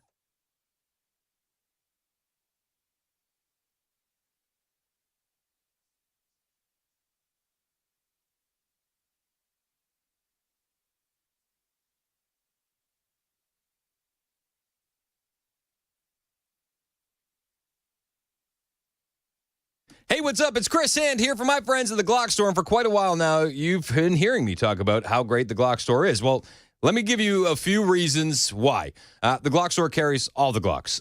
All the Glocks, both factory and custom. They've got the PBGs, plain black Glocks, the lowest possible price. They've also got the factory colored Glocks, competition-ready race Glocks, rare and discontinued collectible Glocks, beautiful custom Glocks, and the widely popular Trump Glock. I hope I didn't miss any of the Glocks. Basically, if it's a Glock, they have it, and it's basically a Glock superstore. They also have the best accessories for Glocks, including red and green dot optics, upgraded triggers, extended controls, and the lowest prices on Glock magazines in the entire country. I kid you not, every single day. Now, if you've been to the Glock store before, you need to go again. If you've never been or never shot a gun, you need to go for the first time. And here's a great reason to visit.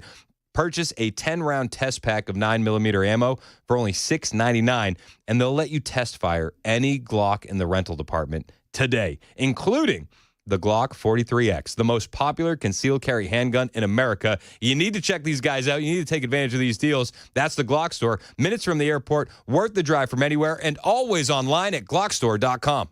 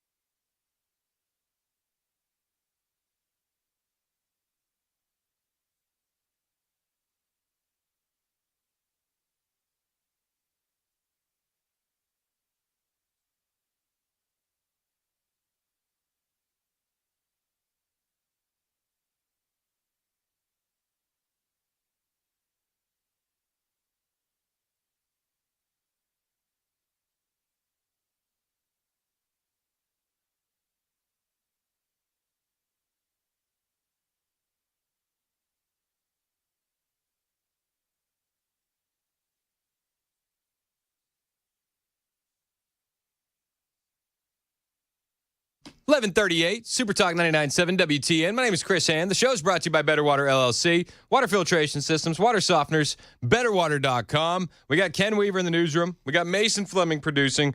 We got a bunch of people in the YouTube chat commenting on a bunch of stuff. They were wondering what's the deal next week. So next week, Murphy's out. I'm in for Murphy. And they want to know who's in for me. It's Brian Wilson. That'd be Big Brian Wilson. We know what we call him behind the scenes? What's that? B-Dub. B-Dub. Yep. B-Dub. Love it. Yep. I'm here for it. It's going to be a wild show with Brian next week. He's ready. I'm sure he's ready to get in here. Absolutely. And rant. Rant pants have been dry cleaned. We've had some busy week. It's been a busy week. Everybody's It's asking. been a busy 6 months. Oh my gosh. You're right. What am I talking about? It's been a busy year and a half. Guys, it hasn't been a year since the Joe Biden-Donald Trump debate. Yeah, when you brought that up the other day, That's right. Blew my mind. Isn't that insane? Nuts. We have not even hit the year mark on the replacement of Joe Biden with Kamala Harris. Yeah. Wow. It hasn't been a year since former President Biden announced they got rid of Medicare. Yes. Yep. We beat Medicare. Yeah, they beat Medicare. That's what it was. Yeah, I don't know what he said right there, but I don't think he does either. I really don't know what he said at the end of that sentence. I don't think he knows what he said either. Big question for next week is if we're going to do nincompoops in the news. Ooh. Are we? What time do you do that at? It's between 5. It's between 5:30 and 6. Yeah, we'll do it. Let's make it happen.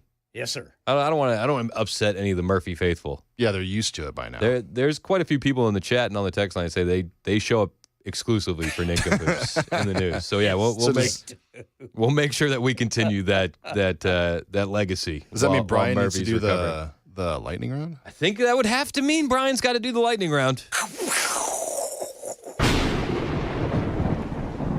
I'll send him a text. I'll say, B-Dub, what do you think about the lightning round? He's going to be like, not a fan. Not a fan. With that being said, it is time for the world-famous lightning round. It's the lightning round with Chris Hand. Yeah, first story today in the lightning round. You remember Jenna Griswold? Anybody? It sounds familiar, doesn't it? She was the Colorado Secretary of State who wanted to get Trump off the ballot. Oh, yeah. Very normal person. Very normal. Nothing to see here. Not an unhinged leftist lunatic, I assure you. Move along. Well, the U.S. Department of Justice has ordered that Colorado Secretary of State, Jenna Griswold, to hand over all records related to the 2024 federal election. Whew! We heard about the Chinese ballots in the 2020 election a couple days ago, and now we're hearing about Jenna Griswold in the 2024 election. In a letter to Griswold, the DOJ stated that we recently received a complaint alleging noncompliance by your office concerning the National Voter Registration Act, and that all records related to the election were needed to evaluate the complaint. The DOJ also requested all statutes, regulations, written guidance, internal policies, or database user manuals that set out the procedures Colorado has put in place to retain records related to the elections. They're biting their nails over there in Colorado, don't you think? They're definitely biting their nails. Continuing here in the lightning round, Miranda Devine's got a great story out in the New York Post. Ooh. You like Miranda Devine? I like Miranda Devine. She got a brand new story. FBI emails revealed to the Post expose Biden's DOJ obsession with piling on Trump charges. What? What's that you say? What? These were politically motivated? I don't want to believe that. No. I just thought the whole thing was no one was above the law. Wasn't that, except for illegal aliens. Yeah, obviously. And Democrats. Obviously. Internal FBI emails reveal that rogue agents, and prosecutors, they're both rogue, right? They're rogue. In the Biden DOJ, we're looking for ways to pile on new criminal charges against Donald Trump over the darkest day in American history. Yep, you guessed it, January 6th. This time over his involvement with the J6 prisoner choir based on a single partisan news article. 2023 emails obtained by Chuck Grassley and revealed exclusively to the Post are an example of the nitpicking malice of anti-Trump lawfare that tainted special counsel Jack Smith's investigation during the Biden presidency. Listen to this. This is a prosecutor, J.P. Cooney, to DOJ colleagues on March 8th, 2023. He wrote, "Can we do some work to nail down Trump's role in this?" And the email had the subject line of the J6 prisoner choir, DJT, and an attached Forbes.com article titled "Trump Collaborates on Song with J6 Defendants." Cooney was a special deputy special counsel who worked on both the Robert Mueller and the Smith Get Trump special counsel investigations. And according to this Forbes article, he said Trump recorded the Pledge of Allegiance at Mar-a-Lago, and Kash Patel and Ed Henry were also involved. We can't keep letting him get away with. Did you see that? Donald Trump recorded the Pledge of Allegiance? That dastardly orange villain. How could he? The profits are routed to an LLC run by Henry, and proceeds are intended for families of incarcerated J6 defendants.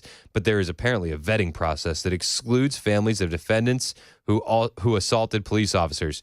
I asked Ahmed to preserve this last night. I'll talk to Maria, Aaron, and Julia about doing some follow-up here to nail down Trump's role. They were going after this guy for anything. That son of a gun recorded the Pledge of Allegiance, and it's going to benefit J6 families. We have to get him. We knew that all of this was politically motivated nonstop. Yet here we are learning more and more that we already knew about the Biden administration. Just another story in the lightning round, which is continuing here on Super Talk. Lightning round. A little slow to the trigger today. You sleepy? You didn't do the morning show, did you? No. No. You all right? Is it the rain? Just a little bit. It's a little too gray out here for you? Just a little bit. I think I need more. You know what I want when I say lightning. There it is. There you go, Brother Mason. Listen, dude, I put on a fresh pot of hot if you want me to bring you a cup of coffee. I don't think he needs coffee. I think all he needs is a little public shaming. All right, so. He's right. He's right. Lightning round. Still, that was a little slow again. I'm not going to lie to you. I thought we were going to give you some credit here moving forward, but I don't know. I better go get that coffee. Go get him the coffee, Ken. Please. Not all heroes wear capes. All right. Maha wins have been racking up. Make America healthy again. Fox News breaks down the latest W's that we're putting on the board. Big food brands are making changes to their products as the Trump administration pushes to make America healthy again. So take a look. We start with General Mills. They're removing artificial food dyes from U.S. cereals and the foods that they send to our schools, K through 12 schools. That's going to happen by next summer. This is going to happen by the end of 2027. They're removing all artificial dyes completely by the end, like I said, it's 2027. They make Trick cereal, Cinnamon Toast Crunch, Cheerios, Rice Chex, the things that are probably in your pantry. Also, Kraft and Heinz, they're saying goodbye to the artificial dyes by the end of 2027. Includes Jell-O, Capri Suns, Kool-Aid, and Crystal Light. Then the In-N-Out Burger, they removed artificial dyes from strawberry shakes and pink lemonade, and they replaced it with the beet juice and turmeric instead. Their focus is on the red 40 and the yellow 5. Is it turmeric or turmeric? I thought it was turmeric. I think it's turmeric. Turmeric. It's Turmeric. I got to look this up. I thought it was turmeric. Have I been saying turmeric wrong this entire Turmeric. time? I believe it's turmeric, but let's see. Is the R silent?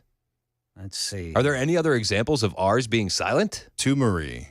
Here we go, boys. You ready? I know words where people drop the R, but Turmeric. Turmeric. Turmeric. Turmeric. Told you guys I'm the best at pronunciating. Way to go, brother Hands. I'm the best. Turmeric. I'm the best. Thank you. I'll be here till noon. A lot of wins. We won this election due in part because of the Maha movement. So we got wins from General Mills. We got wins from Kraft Heinz. We got wins from In-N-Out Burger, which I can't wait. Medical Center Parkway, Murfreesboro. I got it. That's in my crosshairs. I will be at least the first in line. Watch out. At least. At least I'll be at the minimum. I'll be the first in line. Also, the high fructose corn syrup, they're replacing that with natural sugar. Based. Then let's take Steak and Shake.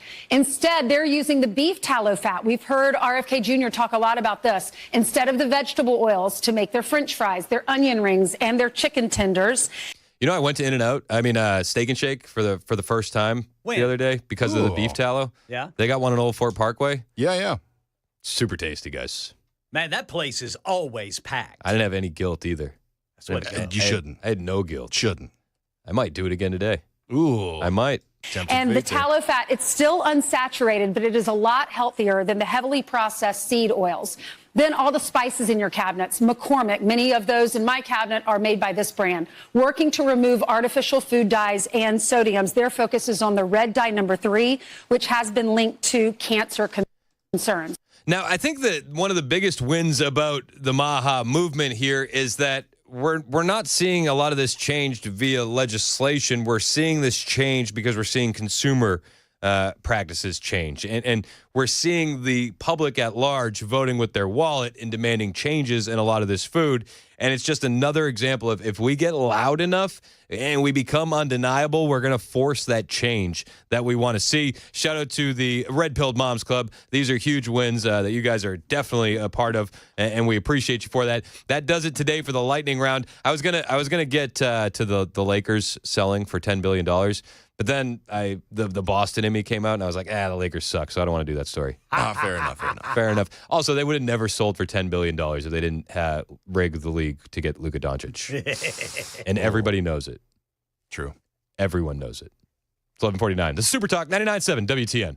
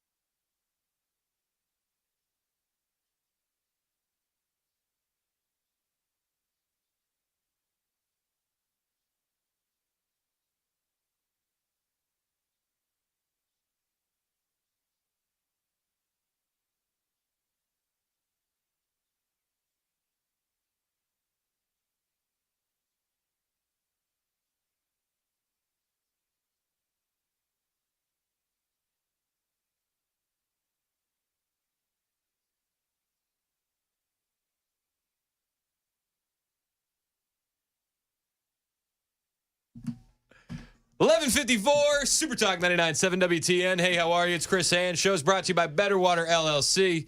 Water filtration systems, water softeners, betterwater.com. Our YouTube chat's been jumping today. Has it? Yeah. What's it jumping on? Well, jump. There was, we got the liberals in there. You've seen The Milkman, right? Yeah. What's this one about? I forget. I said something normal, and he was very upset about it. Oh, that's what it was. I didn't want taxpayer dollars to go to gender mutilation surgery for minors. Okay, that's fair. That's fair. Very upset. By the way, I also don't want it to go to bodybuilding steroids to go to bodybuilding people either. Yeah. I want it to just, that's not. Yeah. So I said to him, I always invite the Milkman to call in. He's one of our favorite lefty lunatics in the YouTube chat constantly. And his excuse is always, I'm working. And I said, that doesn't fly today. We got a federal holiday. Yeah. Happy Juneteenth. I know you can call in. Then he went radio silent on me. Oh, no. I know. Did he want the money to go to? Oh, yeah. Oh. Yeah.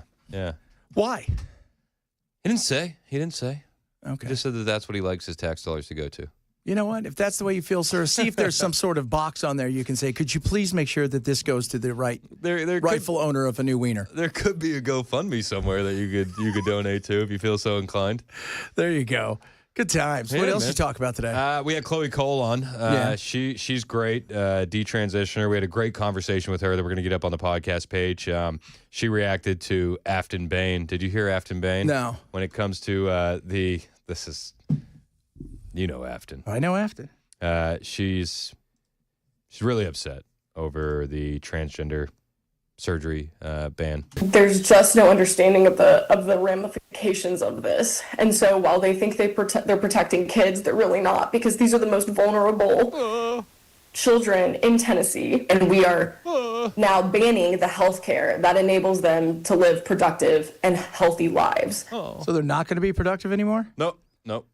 Fun fact: your body, if you're a man, and you remove it, your body treats it as an open wound. Yeah, that's it. Well, that's what it is. Constantly you tries have to constantly, to heal it. Yeah. That's healthy and productive, according Well, to that's why Afton Bain. that's healthy. Man, that's a bizarre. Isn't that a bizarre Look, statement? If you're 28 and you want to go get this done, knock yourself out, live your life, whatever. This is about kids.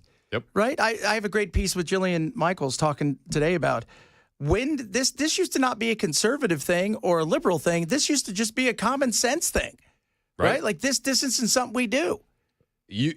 I would go to prison if I let my kids get alcohol or tattoos. I'd lose them. But walk down the street by themselves. Honestly, I know you had that story a couple months back. But if I was to say no, they're stunning and brave, then I maybe that's the new thing. I get an He's award. shooting guns and tattooing people. He's stunning and brave. Well, Stunning and brave. That's Are you it. kidding me? Is that what we? Maybe that's the best way to go about it. Oh my Lord, that's insane. That is insane. People lost the plot. It got hijacked. If you know gay people, they'll tell you that this was not part of the plan. We wanted to have equal rights, wanted to be able to, adopt, go in and see our loved one when we're told we're not family, whatever. We didn't want this, and we want no part of this. Yeah. And then when the nonprofits lost their big moneymaker, which it's like the same reason why they'll never solve homeless with nonprofits in California, because you make too much money. Hell yeah. Because of the homeless. So you lost your big moneymaker in gay marriage as all these nonprofits, and they go, oh, crap, what's the next group?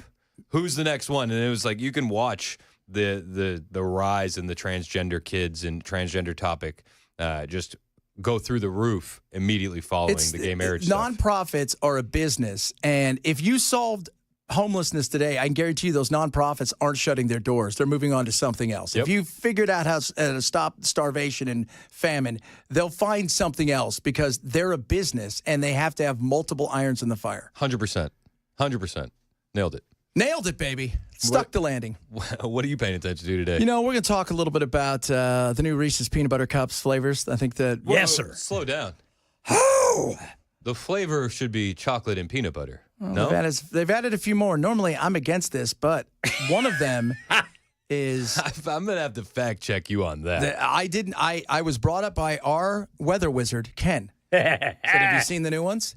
Peanut butter and jelly. Yeah. No. Yeah. I might try it. I might. There's just something about that. I don't know. I might. And so normally I'm against any of this stuff, and I hate jelly filling except on a peanut butter and jelly sandwich. But it sounds good. Are we talking grape or strawberry? Either or. Both. They've got both. I think this. Come on, brother Chris. We could try war, but I think this is more entertaining. Do you think instead of nuclear weapons, do you think they would take peanut butter and jelly Reese's? It's possible. It's possible. If they could, let's try it. I mean, we haven't exhausted all of the avenues yet. This is true, right? I mean, once we exhaust all the avenues, then we come back. Look at how prosperous you could be. That's right. Look at our Reese's don't just have peanut butter. Yeah, we have so much stuff over here. We're now just making stuff up. This could be you, but you're playing games. You guys want type 4 diabetes? It's here. Chad's in next. It's 12 o'clock on Super Talk 99.7 WTN.